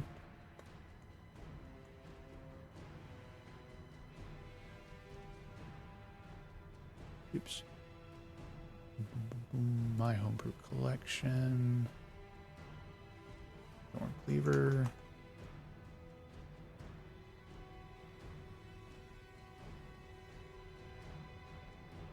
Incarnated. So if I click on this, where is the copy? Edit maybe? Can I duplicate it there? No. I know I can duplicate it because I did it recently with a spell.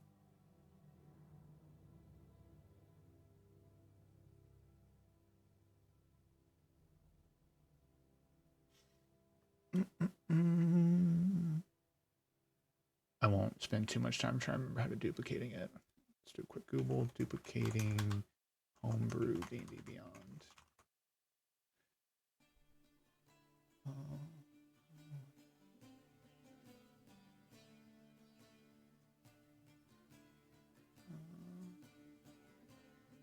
Was there like a version of it?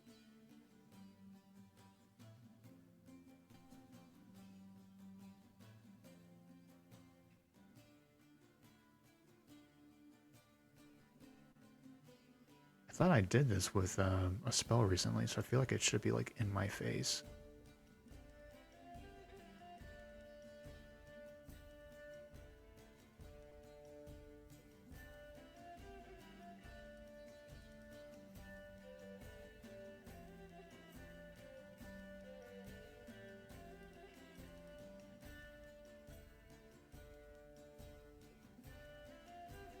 After you publish it, you have to create new version button.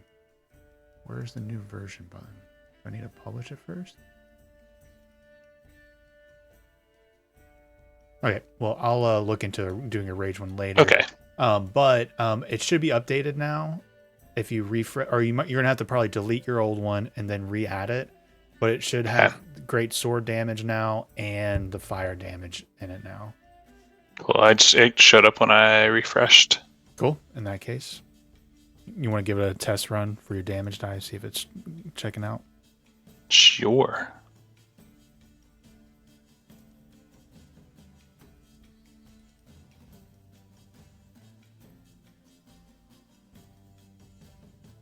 Looks good. It didn't auto roll the fire damage though, which is annoying.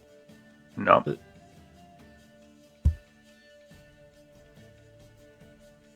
Maybe try adding it if it just with the refresh, because I did post the damage in there. Let me delete. Modifiers. Delete. This says dice roll 2d6.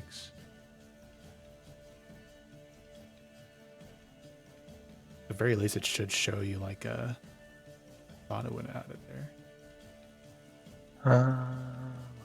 Oh yeah, I gotta check that, and then I gotta attune.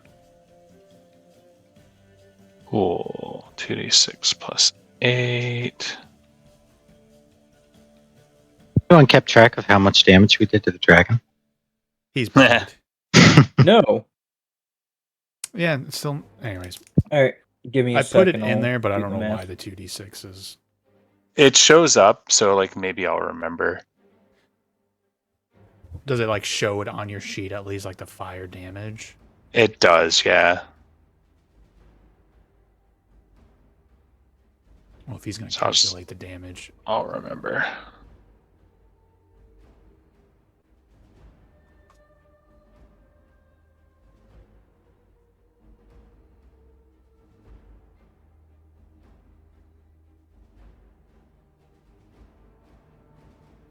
Cadmiel, your 3d6. That's something you have to do manually, right?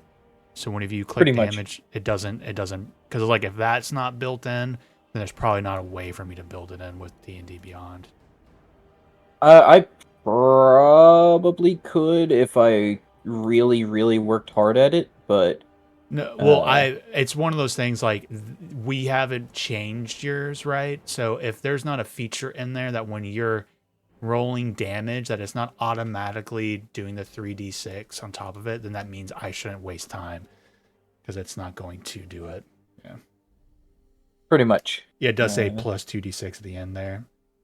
There's no way to like click on that.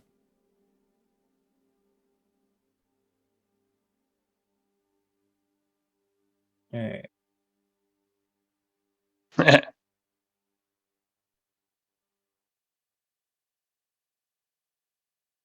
Cool. I think we got them though, right where we want them.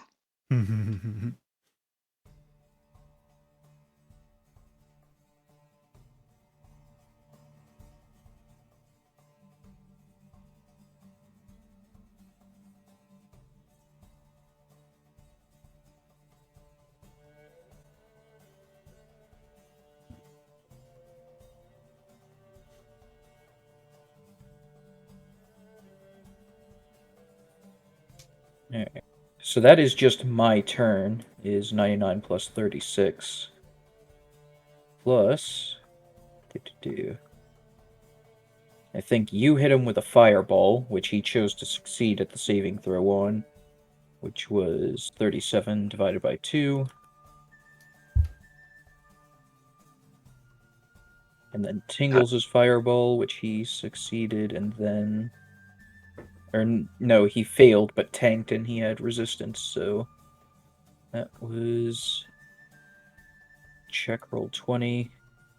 I have so many tabs open. And I got him with a fire breath. He failed, but then chose to succeed, so it was half of 67. Yeah, I think that 6... What was it? Third. 6d6 is a fireball at 3rd level? Fireball is... No, it's 8d6. When did I roll that?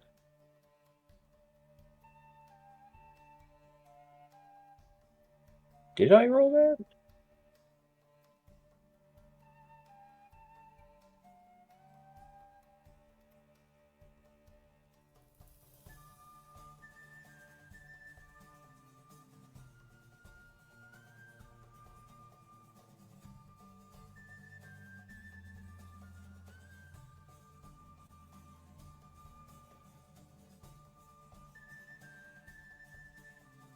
Oh, wait, yes, I did. So 19 plus 7.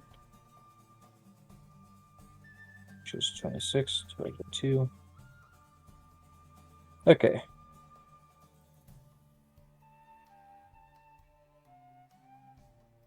So just counting the fireball Romuald did, the fireball Tingles did, and my last turn, we've done 166. Plus 33. Alright. 199. 1 point short of 200. And is this dude already bloodied or wispy or whatever? He is bloodied. Yeah, that's why you guys are doing the calculation. Cool. And was he not bloodied before the end of my last turn? I do not think so because you deal so much damage. I do not think he was bloodied until the end of your last turn. Yeah, it would have been 135 damage on my turn. I'm pretty sure you put him in the bloody condition. Okay.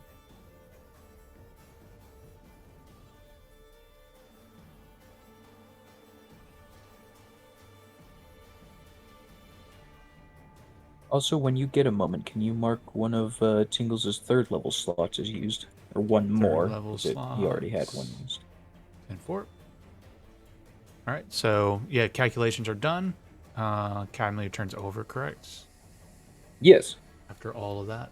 Thank you guys for your patience. I'm glad I thought about that roll though, because I felt like you guys would enjoy it. And you'd be a good testing ground. Alright, Tatiana. Dun, dun, dun, dun, dun, dun.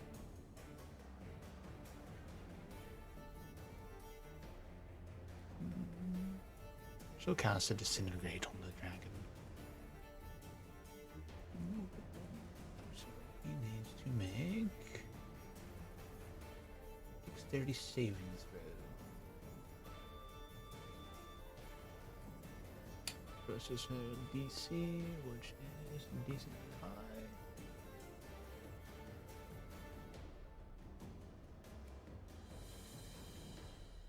And he fails. He chooses to succeed. I think that was his last one.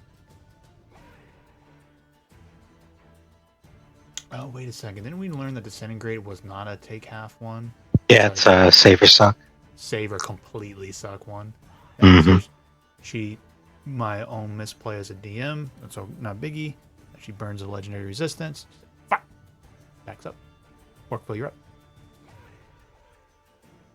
Oh, at the end of her turn, he's going to try and hit Cadmail as a legendary action. Tail attack! What was that? Tail attacking you as a legendary action. Tail attack! Yeah. It's a miss. 23 to hit. All right. He had one more before that. He's going to do one more for after Cadmail went. That's a miss. Only 22. So 2 legendary actions off of 2 different turns against you. Cadmail are both misses. Orkville, you're up. Cool. Frightful Presence. Maybe we'll call you Dragonfoe now. All the bad guys. DC 19 Wisdom saving throw. Shadow guys cannot be frightened, but ironically, this guy can. Okay. Wisdom saving throw? Yep, DC 19. He succeeds with a 23 total. Oh well. Multi-attack.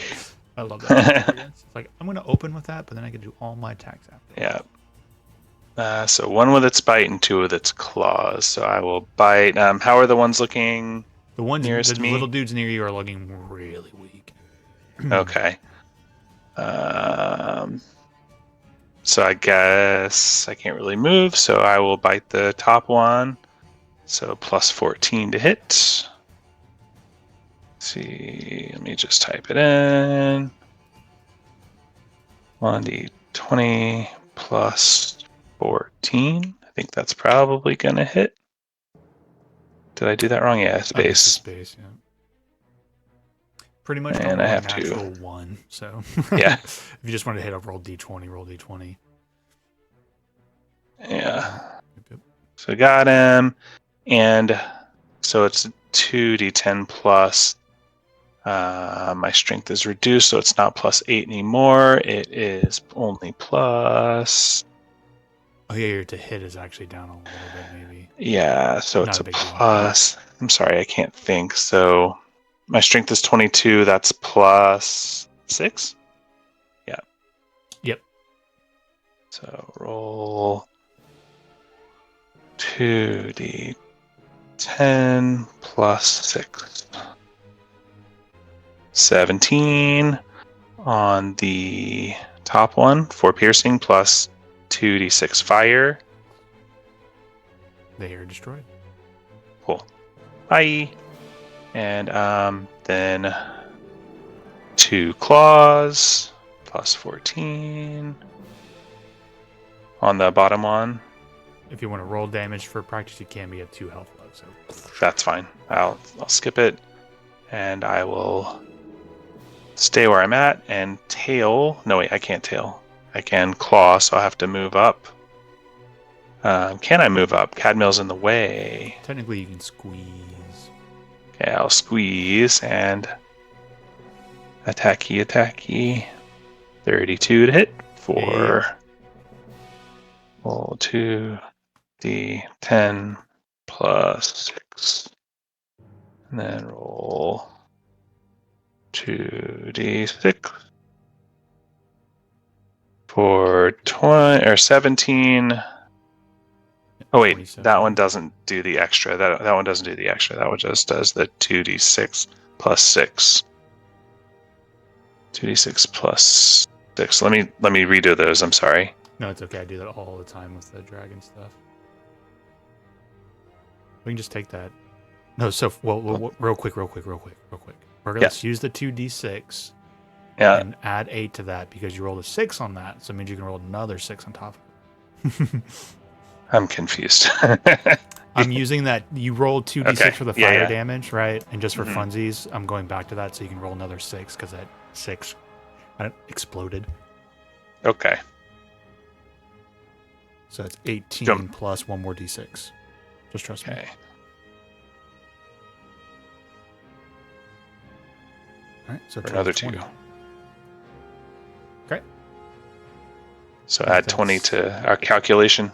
Yep. Tingles is up. Oh, he's frightened, so he can't move.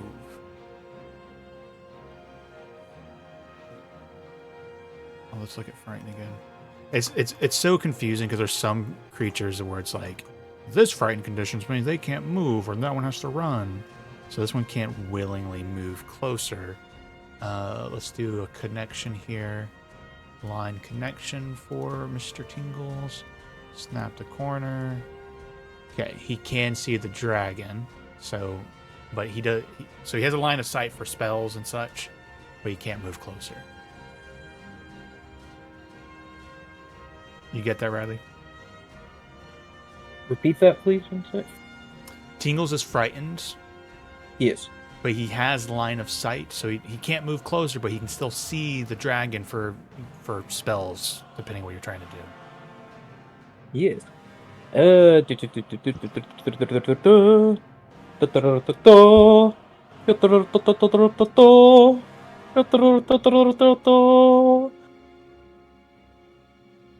assumed you were just going to try and stun him, right?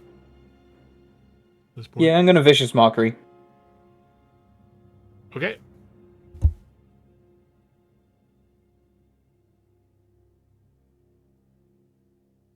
What kind of save is it? Wisdom? Yeah, it's a Wisdom save. 18 versus him. I don't remember his DC. That is the spell save DC. Dang. Okay. Ram moves up. Okay, so I guess I will powered. I don't even know where I am. Oh, because you can't see yourself because of lighting. I guess I'll move up here. I guess I will powered stun. Okay. It is stunned. Well, what's the HP value? I forget. 150. 150. Yeah. And 112 left. Stun! I'm gonna stop, and then I'm gonna round back the corner. Needed you to make a wisdom saving throw? I think. Let's see. And there might be one of those. If you succeed, you don't have to do it again. But let's look at this because this is a new one for me. All right. Either way, I got a 24.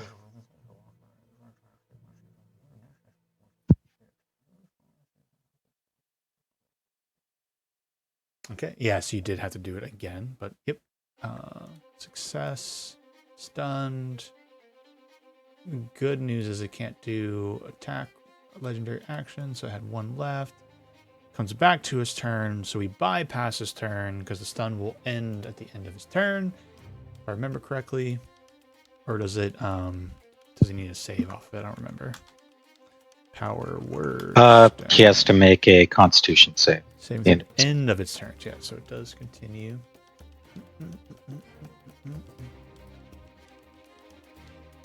Natural 1. So he fails. So he's still stunned. And Catamel's up. And Have at it. Dragon.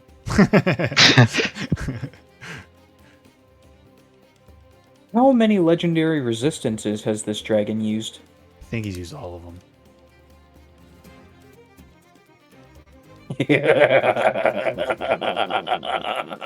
That was the best evil laugh you've done yet. Yeah, it kind of reverberated. Yeah, reverberated or something. It gave it was a nice little texture. And he is stunned. Yes, you have advantage on all your attacks. One sec, let me look up rule. Jeff just I posted need- it. Oh, Stunned creatures incapacitated, can't move, and can't speak. It might automatically fail strength and dexterity saving throws, and attack rolls have advantage. so it doesn't have... Okay. On one hand, I am tempted to use the Talisman of Pure Good, because that would just instantly kill it forever. On the other hand, if it's already bloodied, and we have it stunned, then I think it's probably close enough that we can take it, since we can focus it.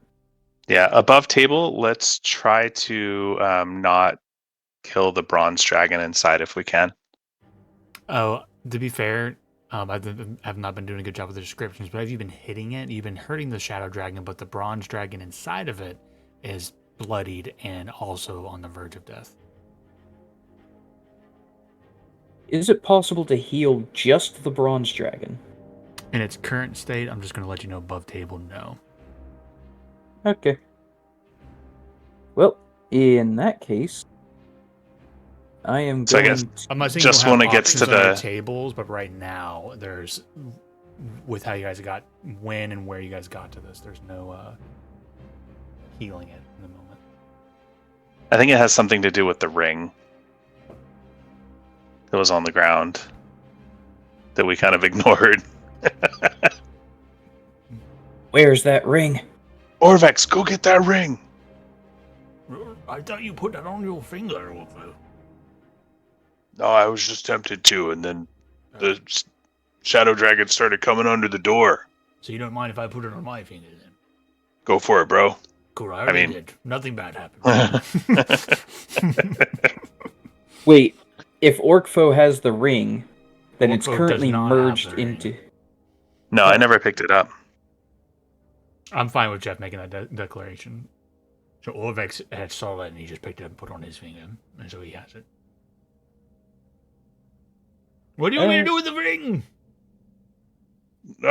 Get that Cadmiel- bronze dragon out of there. No. Hand it You want me here. to go in there? I Cadmiel think has it's- 40 foot of move speed. Can he rush up and grab the ring from him and rush back? Yes, or... yeah, I'm very scared. I just failed my frightened. So here you go. Cool. Cadmiel runs up, grabs the ring, and throws it on his finger. It's on your finger, Cadmiel. I am now wearing it, yes. There you go. Nothing happened. No change? Nope. Well, You have seen it in vision, so do with it as you wish. It is an important object. I'll give you that much. I'm trying to remember everything about the vision, because I remember the overall idea of Dragon saying to someone like, hey, you're being dragged into... You don't know the consequences of what you're doing, basically. You're being dragged into the dark side. Tell the dragon you're going to carve his heart out and eat it.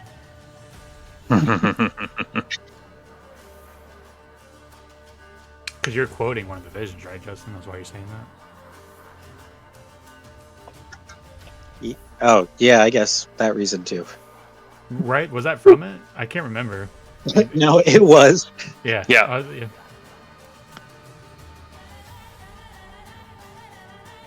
Yeah. Can I do a history check to remember any lines from that? I don't even remember what they are. We'll just let me backtrack and just repost them. Or if you want to say, I quote stuff from the vision so we can pick up the pace because my brain's fried. Yes, then that is like going what to you be... Oh, okay. I'm going to put on the ring, return to the dragon. I'm going to draw my sword, and I will quote, because I actually scrolled up far enough. Remember this? Your gift to me? Challenge me again, and I'll carve out that big heart of yours and eat it. roll a persuasion check. Persuasion. That is a 22. I do still have a bardic inspiration. You know what? It's important. I'm gonna make it so I hopefully can't fail. 33. Okay. One moment. That was probably the wrong line to quote. I probably should have quoted the "I will treasure this gift forever," but Well, it's the passion of the moment. Hmm. What is this? Vanrak, you return. And you see him you see the shadow around this figure kind of recoil, and you see the visage of the bronze dragon within and underneath it, but then you see it shake its head and the shadow return back. You have gotten one success on a persuasion roll. And that is an action to do that. Hope I wasn't a debate, but that's one success. well, in that case, I have a bonus action I'm going to use, which is Second Wind, which is a D10 plus 16 HP heal. Okay. 21 HP. Hooray. Tatiana, are we going to try and speak to the dragon? Is that what's happening? The visions. We can separate them. I wasn't listening with visions. I'll leave this up to you all. Orpho.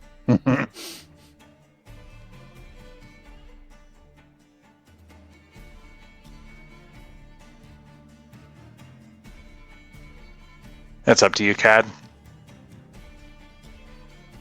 If there's a good dragon, we should save him.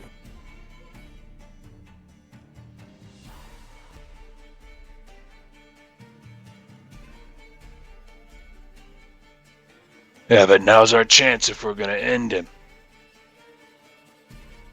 We can Fair, end you're the a dragon threat. right now, Orkvo, but I think Cadmil can understand dragon, right? Draconic. I can speak Draconic while I wear the head thing. The Just mask. a weird little detail, and what because Romil, what you hear is continue. Oh, I also have advantage on any charisma. Oh, against black dragons, but this is a shadow dragon. But yeah, I will say to Orkfo, recall the vision. Try and save him. Okay. Also, Orkfo, I think you're the one that witnessed the cultist doing a ritual, which looks way back. That in that image was them binding essentially a bronze dragon. I think that was actually the first thing you had seen.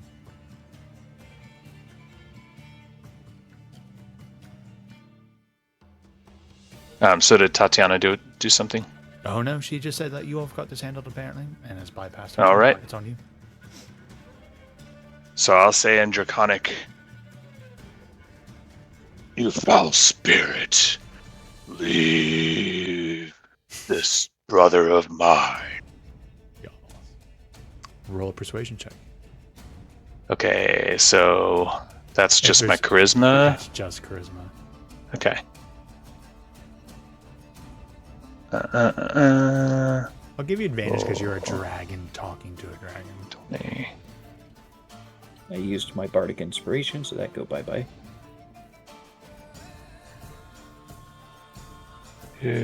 Plus, what is it? Charisma 5.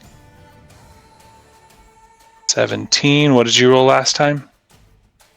I rolled a because of the 22 before using the bardic inspiration. Okay. Yeah, I'm probably gonna spend it. Did I already spend it?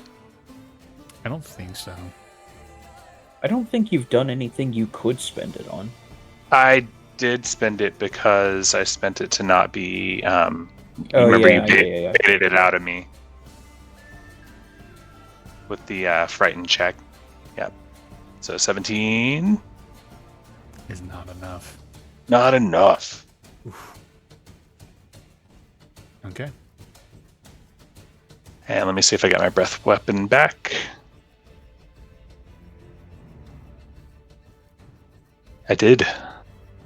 Excellent. Let's. Do we all agree that Tingles would try and persuade the dragon? And we just roll up. Hard to say, man. Well, I think mean, maybe. We all Yeah. agree maybe that's what we would want him to do. That's what we would want As him players, to do. right? Yeah. So I'm just going to click a persuasion for him. Plus 15. I hope he would win. He rolled low. 22. 22 is enough to get another success. And now you're watching as this dragon, who's still stunned, right? And just like reeling. It's almost like the shadow of the shadow dragon form is kind of burning away by this kind of white blue light, aka moonlight. It's like burning away from him. But that's 2 successes. Romiel, what is your persuasion modifier? It is 0. Okay. Would you like me to use the Bardic Inspiration on you for you to try now, or do you want me to throw it on Cadmail because I've got plus 7? I think I still have my inspiration. I don't think I've used it on anything. I don't think you have either. I cannot see your character, so... Yeah, you still have it, Romuald. Okay, in that case, I'm throwing it on Cadmail. Yeah. So it is...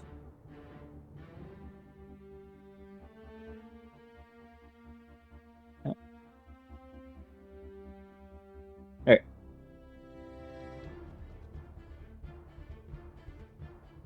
All right, so my turn. Yes, sir. All right, Romuald's gonna speak in common, but he's gonna do his best to try and No, Grumpin. persuade him. Comprende. Common. No, he talked to you in common. I'm just making a joke.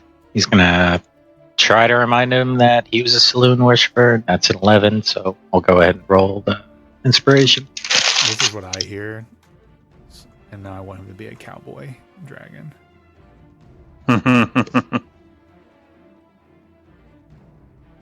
17. 17's not enough. Okay, his turn's coming up, and he's going to roll a Constitution saving throw for stunned at the end of his turn. This is against Romuald. Con save. And those. Okay, breaks free. He is 28 on the save. So he's no longer stunned, which means he can do legendary actions. Caramel, it's your turn. Does he do one against me? He can't do it at the end of his turn, right? So his turn. Okay. I'm just saying he's gotten back now. Yep. Cadmail brandishes his sword to the dragon. Fiend! Be banished by the light of Saloon. They try another persuasion check. Okay. Alright. That is 25.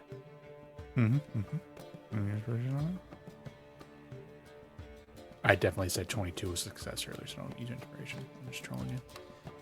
And as you like kind of say that, again, the name Saloon seems to really be resonating in his head, and it's just kind of like begins to writhe in anger, and you see like the shadowy form kind of break off of him from as this like white moonlight burns it away. And as the shadowy dragon form kind of pulls out, underneath you do see the visage of a bloodied because of the combat, but a beautiful adult bronze dragon.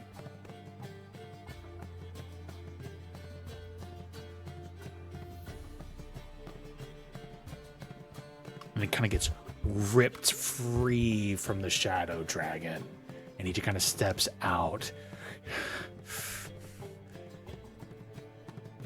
Truth I have not heard. Kerthar must be destroyed. And the bronze dragon turns his focus. With most of you cannot see, but there's something in the corner that's got his focus on it. But the dragon is the shadow dragon still there, but it's a much more wispy, intangible version of it. But now there's an adult dragon that is broken free from him.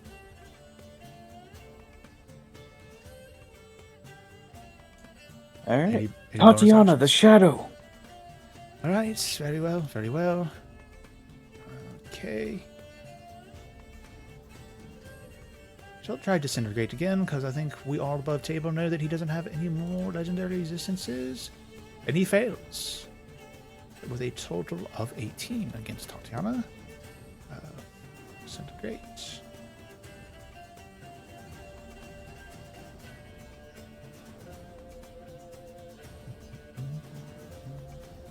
That'll be 10d6 plus 40.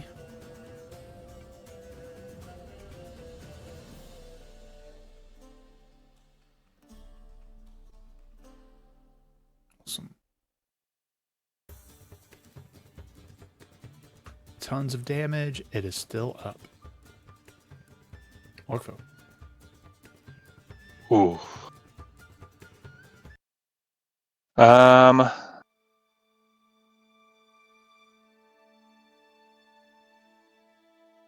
So I've already tried the Frightful Presence on that, so that doesn't happen again, right?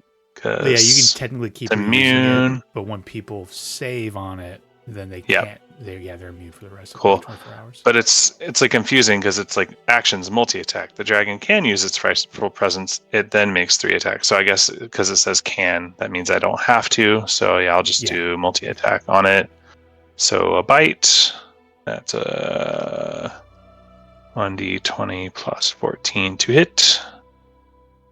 30, 20 for 20 hits.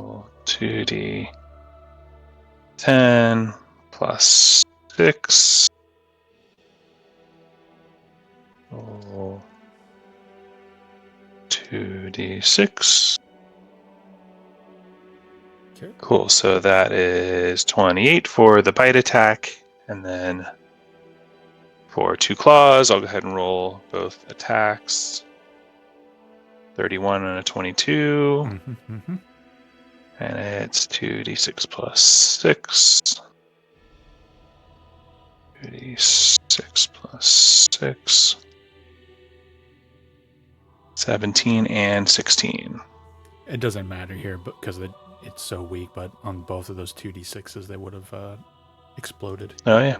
Cool, cool. So If just roll 2 more d6s. Yeah. if you want to. I don't need to. I'll just assume that Yeah, it had what 10 happens, health happens. left, but Cool. I was just using it as a learning moment.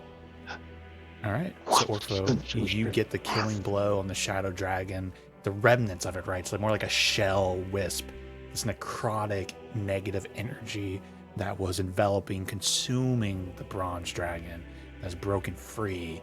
So if you would like to describe it, how you wrestle it, destroy it, breathe it, use fire breath, whatever you want to do with it, you can.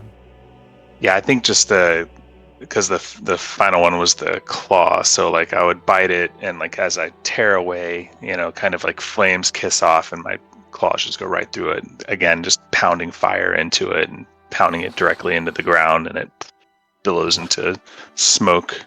Yeah. Before we get into the narrative repercussions of that, we are out of initiative. Let's take a break. All right. Let's do 9:52. 52 after the hour. All right, See you 10-minute break. You're back. Yeah.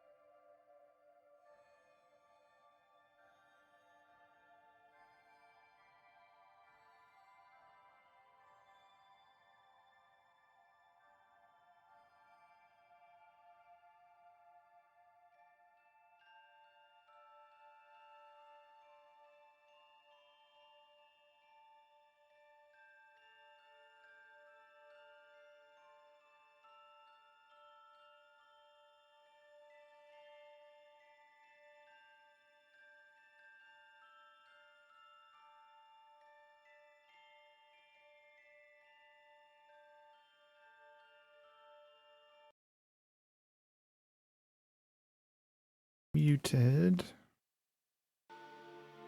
Then we're on the right page. Okay.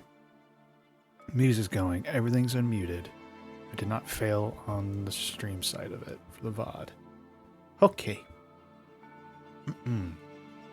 So we step right back into the moment where Dragonfoe has just destroyed the Shadow Dragon. And there's now an adult bronze dragon. And he had said something along the lines of, Caressa's destroyed, but we need to destroy this thing. But as the Shadow Dragon is destroyed, all of that mist and shadow that's been permeating the place begins to quickly disappear. I will fix everyone's visions later, but for all purposes, the adult bronze dragon turns his focus on what looks like a sarcophagus that's in the middle of this room. That is what's been permeating this fear effect on you all. It has a pretty epic description, so let me see. An amethyst sarcophagus. And Caresta actually reformed after your short rest, but with 1 HP, so when Romuald shot his fireball off, she didn't get a turn to do something and then dip out. You destroyed her again, so when you guys, as you see the adult dragon go over and show all of you what it's focusing on, there's no lid on it, but it's just this pure amethyst. And inside of it, you see that vampiric mist in there. And at this point, maybe there's a slight suggestion of a humanoid form there as it's reforming into her. The adult dragon. Everyone, step back. I think they do lightning. Let's see here. Adult bronze dragon. It's very rare for me to get to play good dragons mechanically. Yeah, lightning breath. So he goes over to where the sarcophagus and where this vampiric form is, and just explosion of a lightning breath. I think that's a beam, just goes all over it, and the amethyst sarcophagus is destroyed, and so is the vampiric mist inside of it.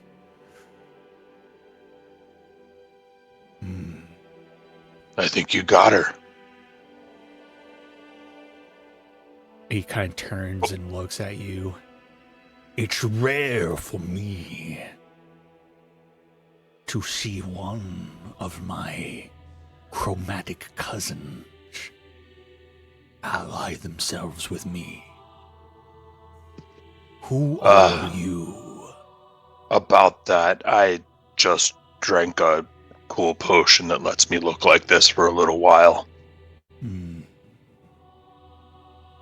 But, my name's Orkfo. Are you Lord Moonstar? I am not Lord Moonstar. That would have been my companion of many years, Vanrak. We've been seeing visions about that encounter with the two of you. We had a long friendship underneath the guidance of Saloon. But tragedy befell his house, House Moonstar. And he fell into despair, eventually turning himself over to Shah. Quite the fall. Say that again. Quite the fall. Quite the fall indeed. He turned into a paladin of darkness. I was able to reach through to him in one last moment. And he was able to break free. But by breaking free, he destroyed himself and fell. I long ago fell into my own darkness with his death. This was my home on another world. When Caresta found me, Her and the other Shaw acolytes bound me and spread the darkness of my heart. He kind of looks around at this room and this place. My own despair has brought me here in this place.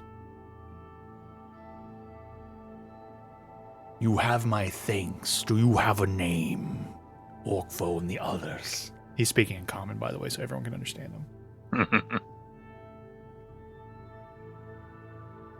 I feel like Tingles would step in here. Or Gary. Or Gary. Both. I just like, Oh, go ahead, King Cadmel. You have preference with your station. oh no, I was just thinking Tingles would step up and try to be like, oh yes, we're the bad, and then Gary just immediately butts in, like, front feet on Tingles' face. Should have been Tingles. You can shut the fuck up. Sorry, I didn't mean to interrupt you, Riley, if you were still talking. No, that's exactly what I wanted. Keep going. Shh, Lord Tingles, let the spokesperson talk. I, Lord Dragon, should have been the Red Dragon. But Orkfo's an asshole, and he did not let me drink it.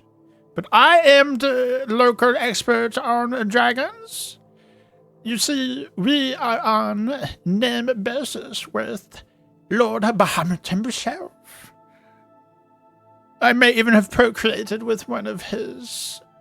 Are they bronze dragons? What are the... He's guarded by... Silver? Gold? I think they're gold dragons, not bronze. I think they're gold dragons. I may I don't even know. Let me ask Tweety Bird. Yeah. It's like, and like, this dragon's looking around. And we go by the name, the Inglorious Badgers. Though I have heard recently that they have been referred to us as the Gilded Badgers. But inglorious as we are, and inglorious as we will remain. But yeah, we're cool with Bahamut and shit. So, what up?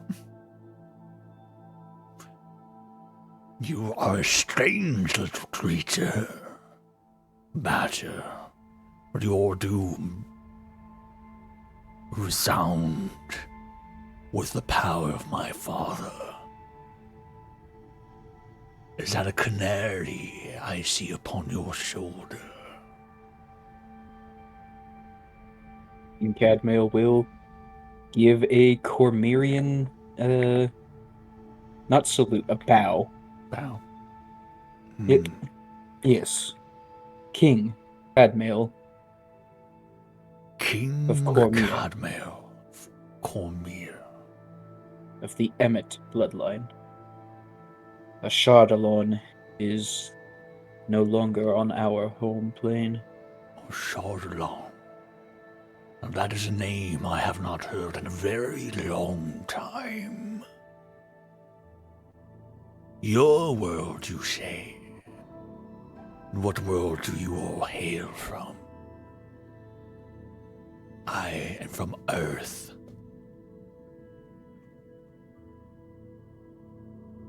We're from Toril. We're trying to find a way to Earth, however. We heard there was a portal here, but you had told us it was closed when you were angrier. Portal. It is closed. But I am the portal, as it were. At this moment, I am holding us here in the Shadowfell in this place. I am its anchor. When I will it, Vanrakdoom shall return to its place on Earth. If that is your destination, I may take us there.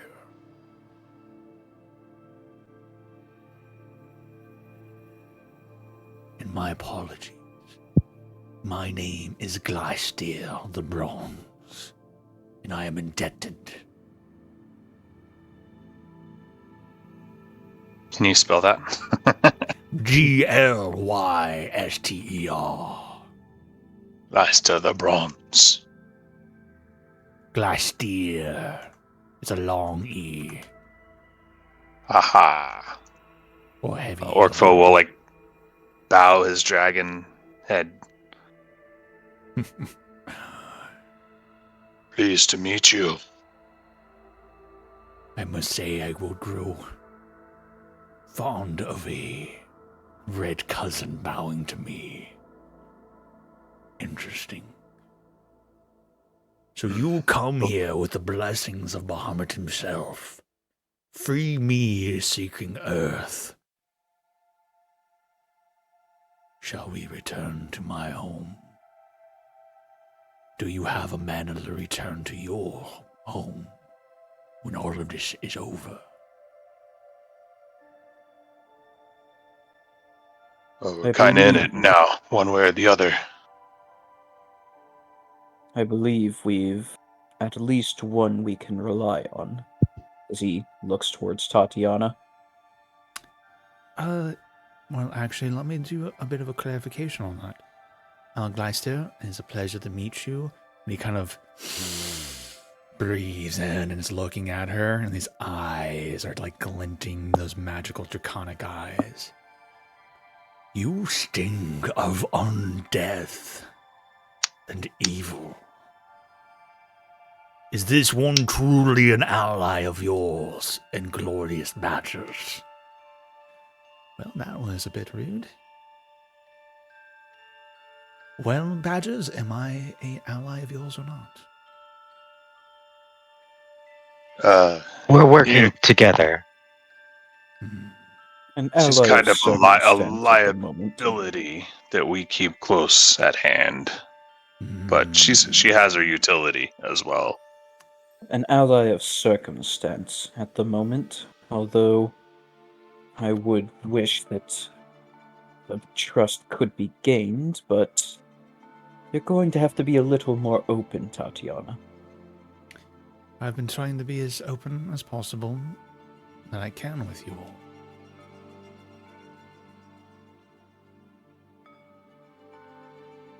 One second.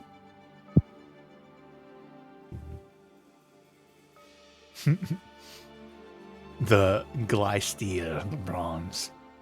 You lie. He just rolled a 24 on an insight check against her.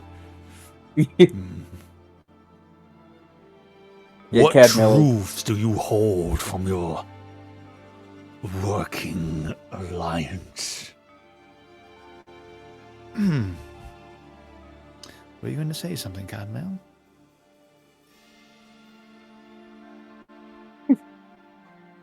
well, I was hoping that you, being our closest that we can say to expert on this sort of not even interplanar, I think was the term travel.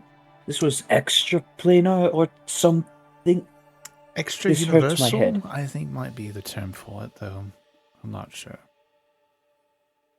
We shall go with that.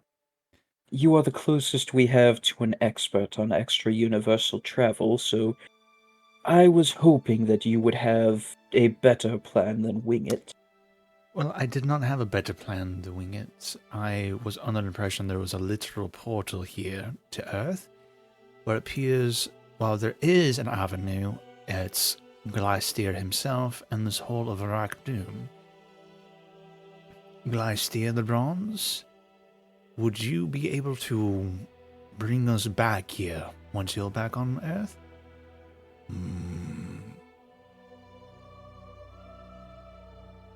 You lie to your companions. What truth do you hide? Speak truthfully, or I will not answer your questions. All right. Do you all want to do this now, or do you want to ask him on behalf of what my questions are? Let's do it now. I believe that if he does not hear from you an answer that is satisfactory, he will just refuse to bring you along, either to Earth or back here. At which point, if he takes you there and leaves you, then there's nothing we can do to help. All right. It's something I wanted to tell you sooner or later, once trust has grown in other departments.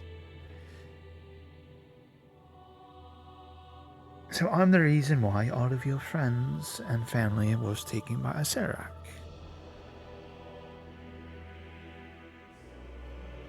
I had machinations against a Serac, and I never thought you would all work with me, but I needed your power and skill levels. So using the networks that I know, I have been tipping off who you are and people close to you, and word, as I hoped, had made it to a Serac.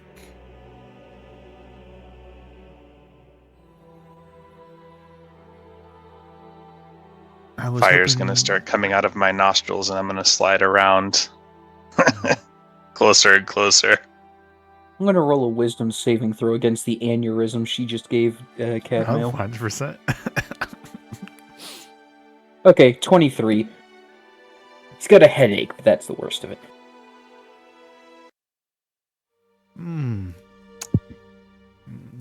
Orko?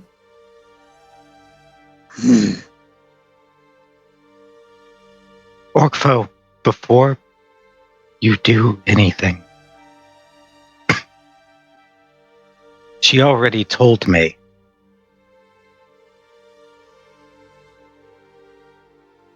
Oh no.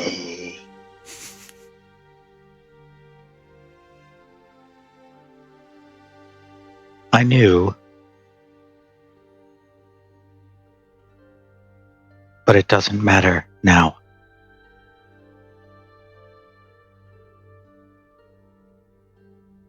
It's happened.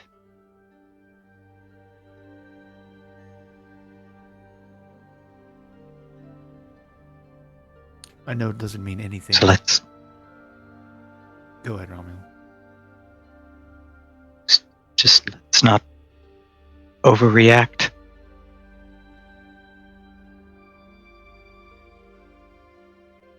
Wait. If you trust me, then don't do anything rash. Robbie, you knew. I feel like Tingles would be freaking the F out right now. He would Right. be. I completely agree with that. I don't want to speak on behalf of JP because JP is such a good job of doing like wild card stuff, Like Yeah. if you felt like Tingles would disintegrate her, he would, like I don't know, right? Yeah. But JP also likes to be the logical one sometimes, so I don't know if he'd go with like a logical, let's play it safe, or a emotional outburst. I don't know, right?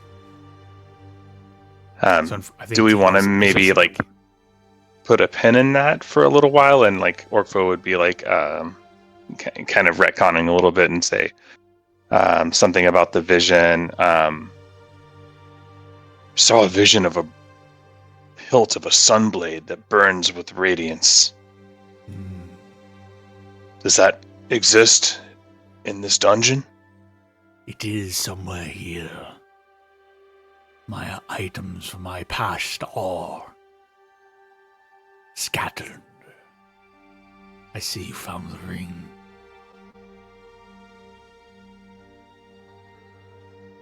What does it do? It's just a commemorative piece for my friend. Something I fashioned for him. That's very sweet. But his mithril armor and his sunblade somewhere here. Those would be fun to find. I would happily pass that to you all.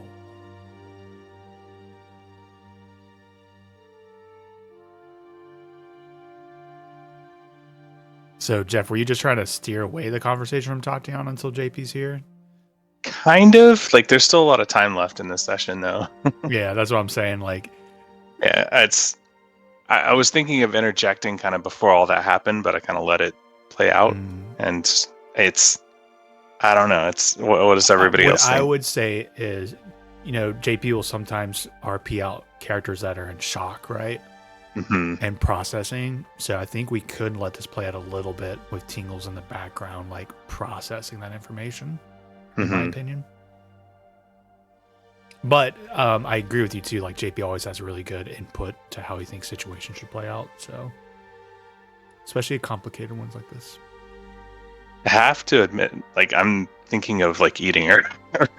Oh yeah, 1%. I don't think you should be afraid to act on what you think your character would do, but it sounds like you're like, if Tingle's here, would he try and talk me out of it? Yeah, it's kind of like one of those like hold me back moments. Like Orpho knows he's a dragon. He's like really mad at her. I'll make a call here that I'm gonna, because JP loves logic, right? And he loves doing that through his characters. Orkfo, if we kill her, I feel like you've said this before, won't she just come back? Yeah, but then I get to kill her again. That's not a bad point. Tatiana, how long does it take you to get back? You know, do we have time to kill you and then let you come back? Because that's my wife that you have.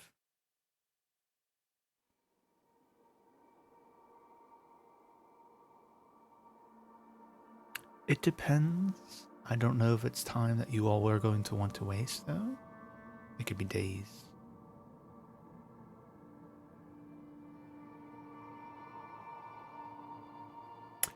You all might not believe this, and I'm not going to say again that it justifies what I did. But not in all of eternity did I think yet I would ever be able to work with you all. Up front. But Ramiel has shown me to be a fool in that.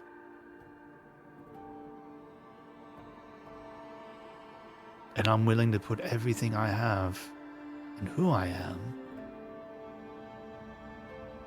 upon the altar to get your friends and family back, to rectify my mistake. With honesty on the table, I still have my machinations with Acerak. He has power that I crave, that I wish to use for my own benefit. For your all's benefit. Now, Gleister the Bronze, Gleister the Bronze, what say you? Am I truthful?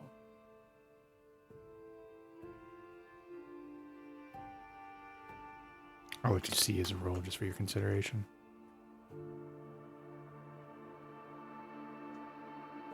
Oops, wrong chat.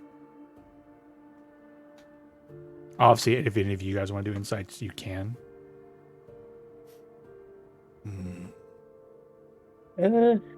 I'm not looking for an insight check, but I would like to ask something. Yeah, go ahead. So, Romeo, you knew that she had done this.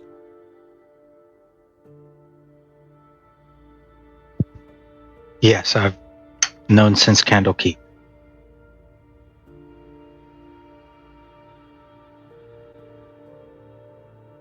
Tatiana, you seem to trust Romeo quite a lot to let him in on that secret, but none of us.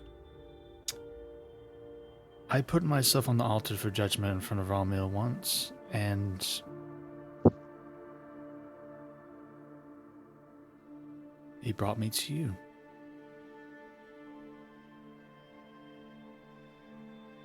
I knew this Is moment this would why come. the family that- member he cares about wasn't kidnapped? No. I didn't play favorites.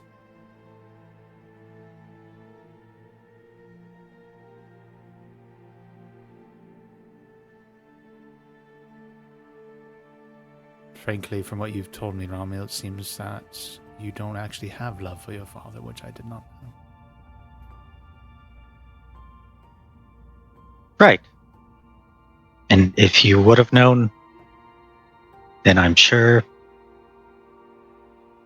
It would have probably been my sister or something, but she didn't know.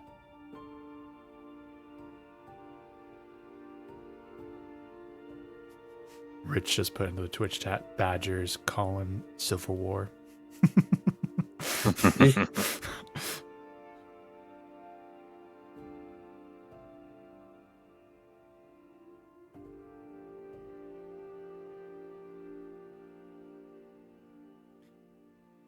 How high is the ceiling?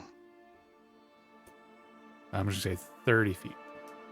Cool. I'll fly up to the ceiling, cling on. Just smolder.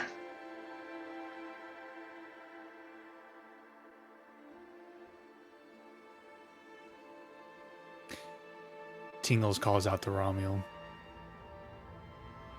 Romuald, do we need her to finish this job?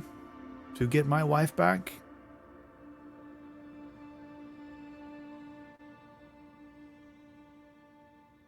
Truthfully, Or at least so. do we need her? Feel free to insert in that Cadmiel. Oh, not as Cadmail, just over the table. I'm just imagining Lord Tingle saying under his breath, or at least someone who's as hot and powerful.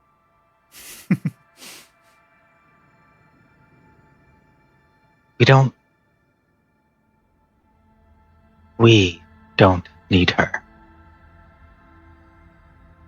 But I need her. Do you understand?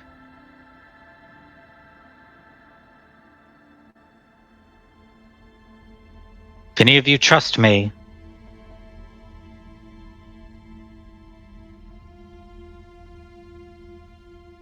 then let's wait until Acererak is dealt with.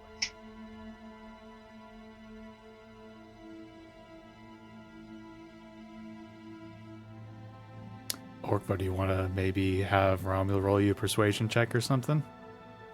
Or Cadmail? I mean, that not for whoever wants it, but this could come down to rolls if you wanted it. It's up to you guys. I like it more as RP. Okay, that's Yeah, fine. just RP.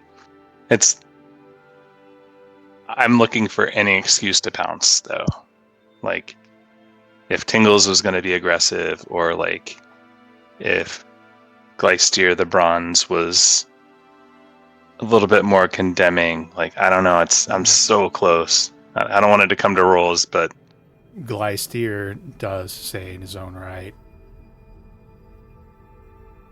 I know the name Acererak. A powerful lich. And you wish to raise yourself to his station. Lichdom is corruption. Lichdom is evil. Have you told them what you've had to do to gain your powers? What you will have to do to sustain your power, Lich?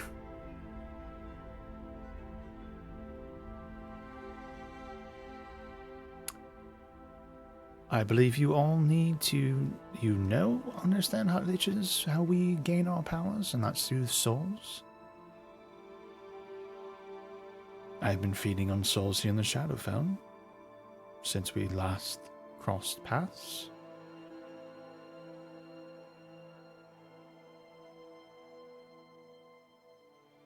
Serak's power requires many souls, as you all seen in the past.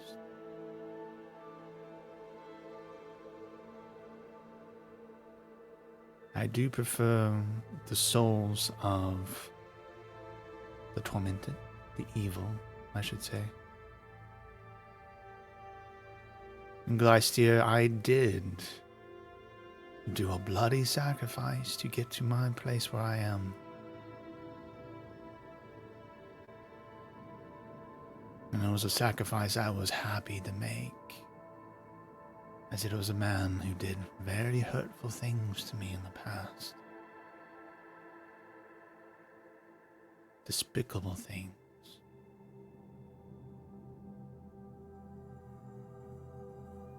and he paid for his sins. And in return, he has given me power to keep myself protected from men like him.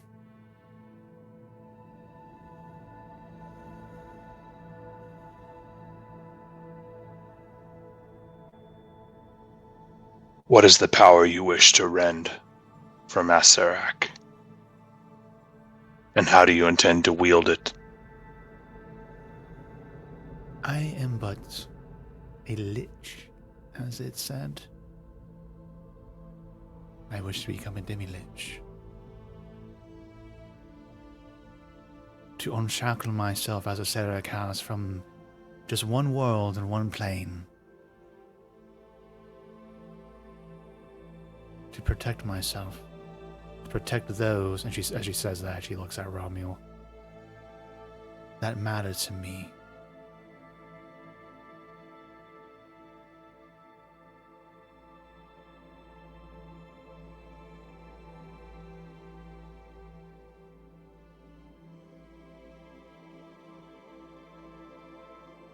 So, you kill, presumably a lot of people, harvest their souls that they not pass on to wherever they are destined to be. You I've been use the power you have feeding to on tell a souls Sarah. here in the Shadowfell, which is, when I say the souls, the meager souls that have made it here, aren't here on their own volition. They're here because of the evil in their own hearts.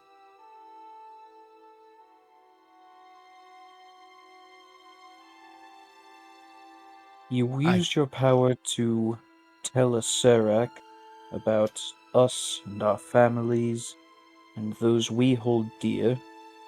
Mm-hmm. You claim to want to use your power to protect those you hold dear, and yet say we believe you.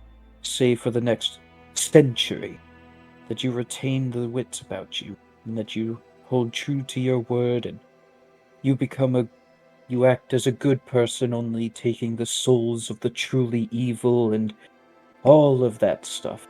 What's to stop you from becoming the next Acerak in a millennium? Romuald,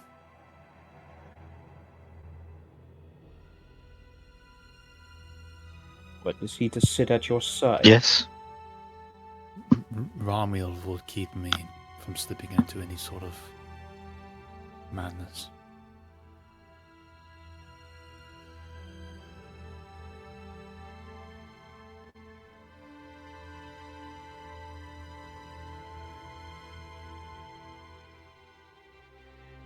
How am I supposed to do that?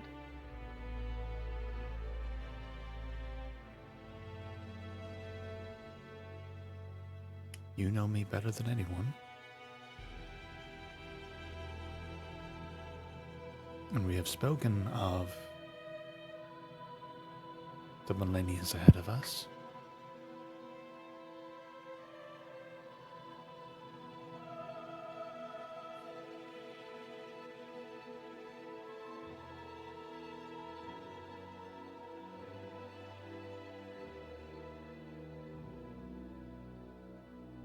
Cat metal, it's difficult to explain.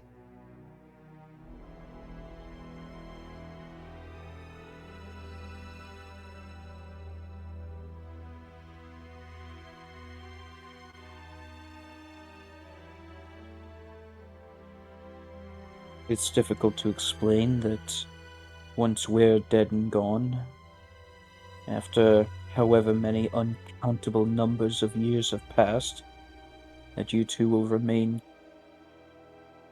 you, a good person, Ramiel, and Tatiana, after all you've done, that you would become and then remain a good person.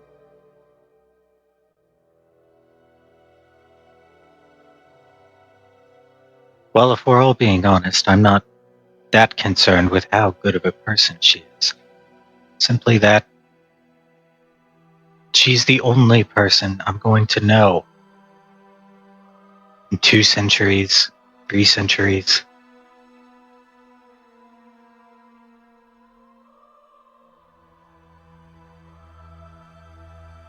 She is right about one thing, which is all of you aren't going to be around much longer. Well, that's what you told me when I died this first time.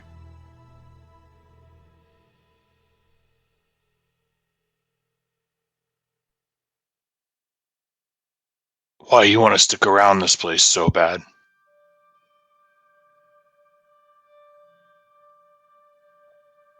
Just feel like there's so much to do.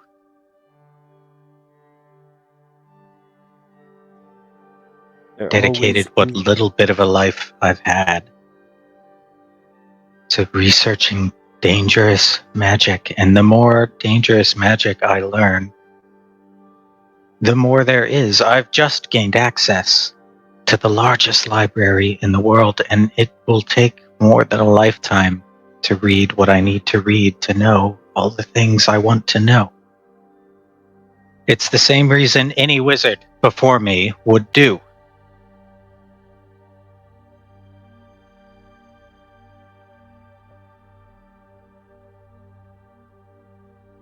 I think Glostia put it best. Lichdom is evil. It requires evil act. Requires tossing away what humanity you have. I Tatiana fear, speaks up. Romuald. My humanity was taken from me long before my lichdom.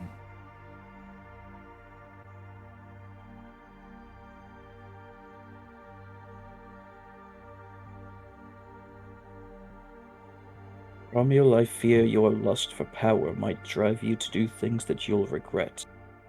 If you have the wits about you to continue having regrets.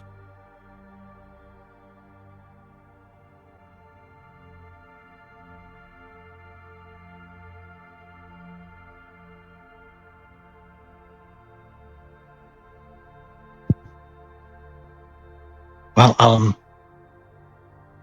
gonna have the time to figure it out.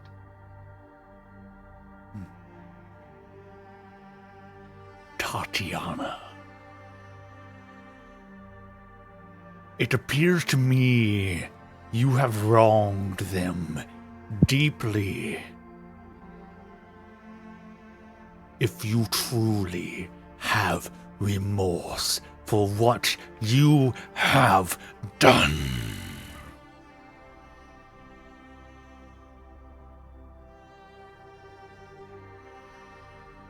not only will you right your wrongs,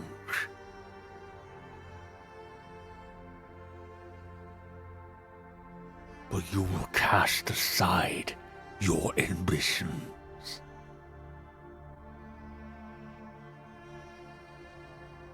And you will swear it upon the sword of the Platinum Dragon.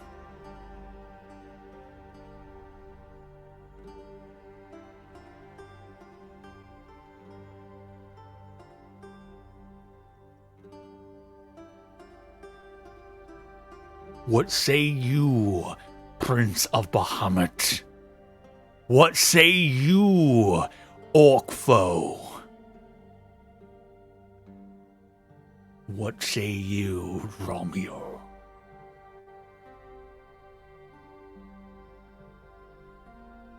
And Tingles. Also tingles. Don't bring it back there. And the little one. Not you, though, Orvex. I'll be honest with you, I'm taking notes on the whole situation. You all know my opinion on Tatiana.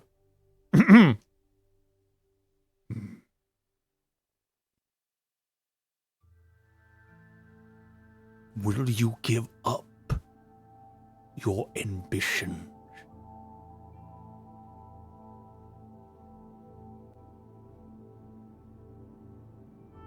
For them to right your wrong? I don't think she's got it in her to give it up.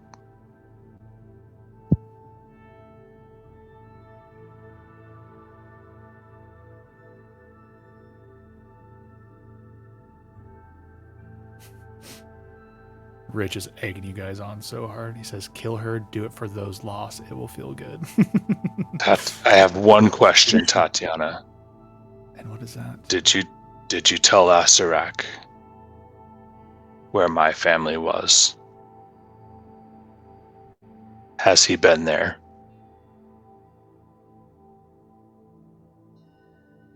I told him about your family in the sense of those around you. Told him where Quaylen is.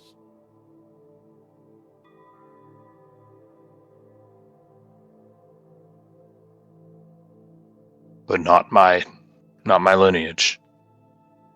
I never delved that deep into your home.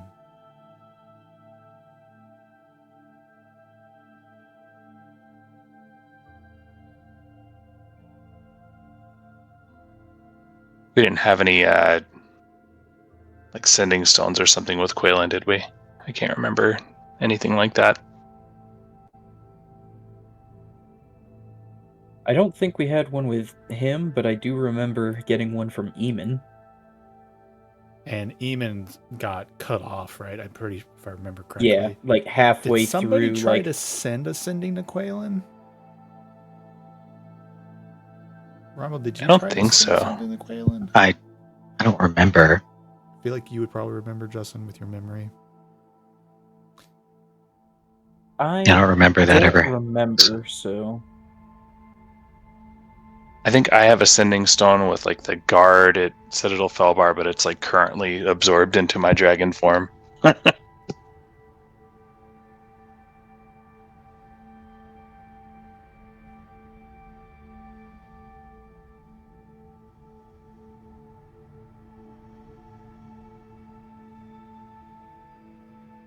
Okay.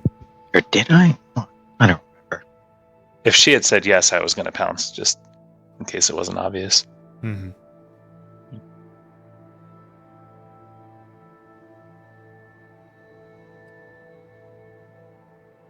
at Give this it all point, up. Go ahead, Camille. Tatiana, that is the one chance you have righting these wrongs. Because if I see anybody going to claim the power of a Serac, I might die, but I will do whatever I can. Keep you, keep you, or you, as he points to Romuald, or you, or myself. If anybody goes after that, nobody can have that power. Second that.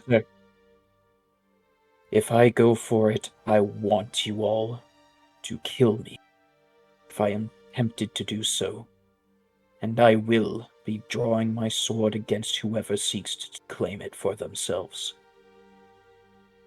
Here, here. A Serac probably had the same thoughts that you have running through your head of using that power for good. However many eons ago it was when he was still a person.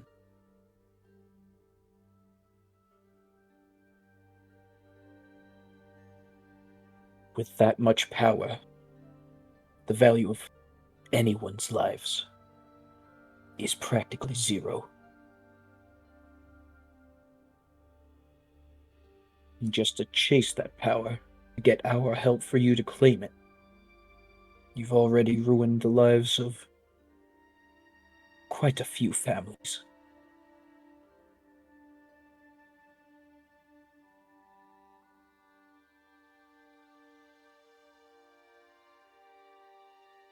More than your actions of taking a Serac down, Tatiana. If you have true remorse,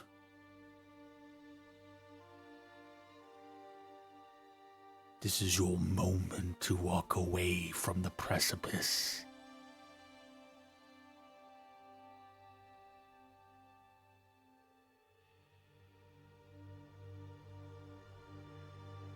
Any other comments? Romuald? No, I'm just watching to see what she's going to do. Okay. I need to figure out how we're going to resolve this. Because there's going to be a role involved, but I need to figure out how we're going to do it. Because obviously this is a strong part of who she is that you guys are asking to sacrifice for the remorse and as a healing to you all for all the damage she has done.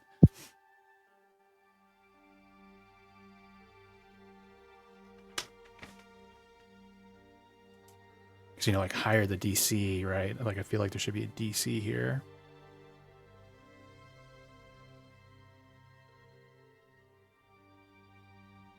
Probably a wisdom save for like heart, you know, like will.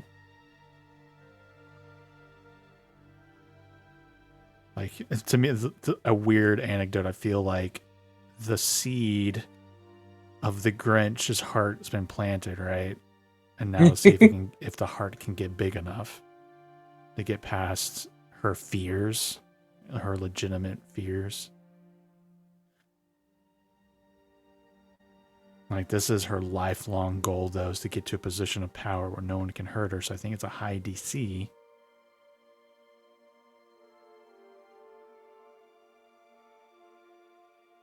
But then I think that DC has been lowered because of Romuald's early on just understanding. I know you didn't use the word forgiveness, but to her it's very like she literally cried in front of you, right? Because of your willingness to kind of like not judge her for it. Romuald, roll a persuasion check for me. This will determine how much we're going to shave off of the DC. For every 5 points, it'll shave off a point of the DC, if that makes sense. Yeah.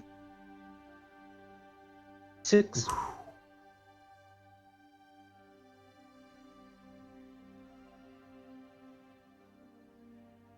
In my opinion, that makes the DC a 19 because it was a 20.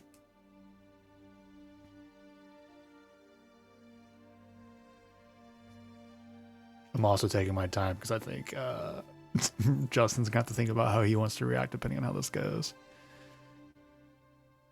I would say if she fails the save, like she can probably make another deception check to try to convince mostly the dragon. That's fair. That's fair. But this is definitely the kind of roles that are so important that I love doing public, but that's a good point. I'd also say that like she could like fail now and then like be overcome with like the desire later. Oh yeah, there's a lot of stuff, but there's also a lot of, you know, yeah, like, we could this just is a kill her. pivotal moment. Yeah. Yeah. Oof. I do think you're right that she could try and lie her way through this, depending on whatever happens, right? So I think her DC is a 19. I will tell you, I'm going to use her wisdom saving throw. This is like a willpower to kind of do the right thing. So she's going to try and beat that. And I'll tell you guys her modifier. She has a +9.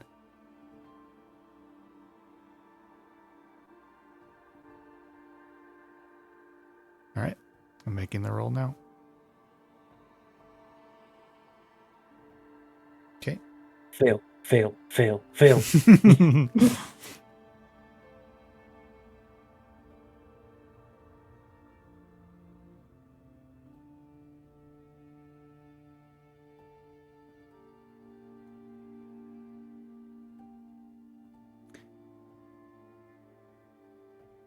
I can't do that.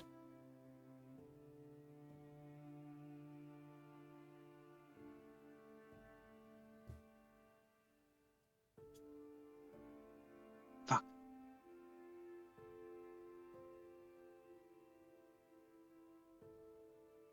I say we end it there. Yeah.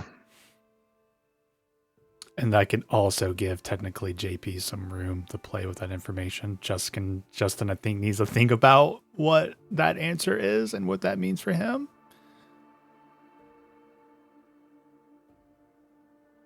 I don't know. I kind of thought about already how this was gonna. I figured this could go a few different ways, so I don't have to think about it too hard. Fair enough. She rolled an 18.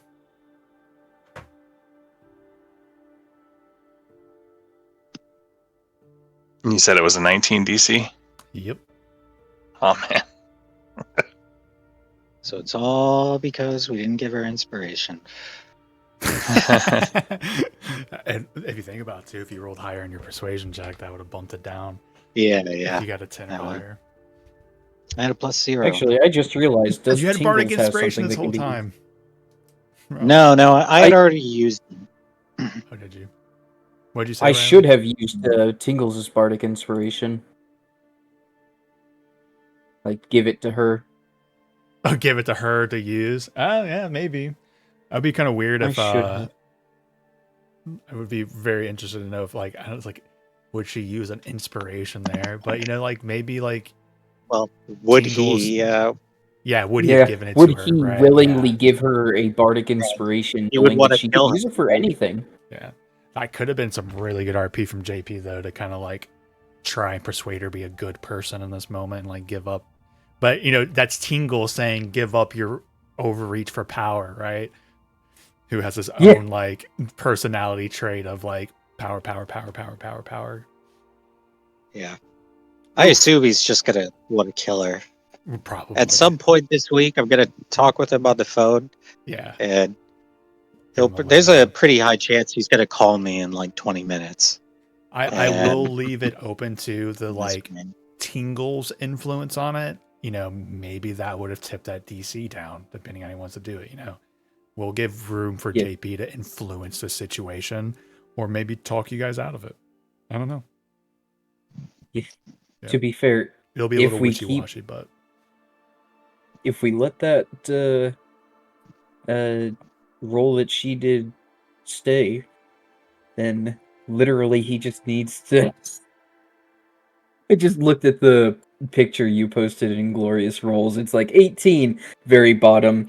Killer, do it for those lost. It'll feel good. no, yeah, Rich, your comment got caught in that. Little picture I posted. Yeah, like you already said that earlier, but it's just looking at that. It's like 18, yeah, and then I look at the bottom, and that's the first thing I see. Love it. God, I love Tatiana.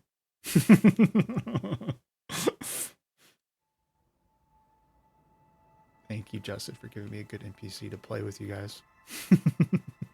That's the good thing is, like, even if we take her out, she'll be back. right. Oof. Yeah, that's a good ending point.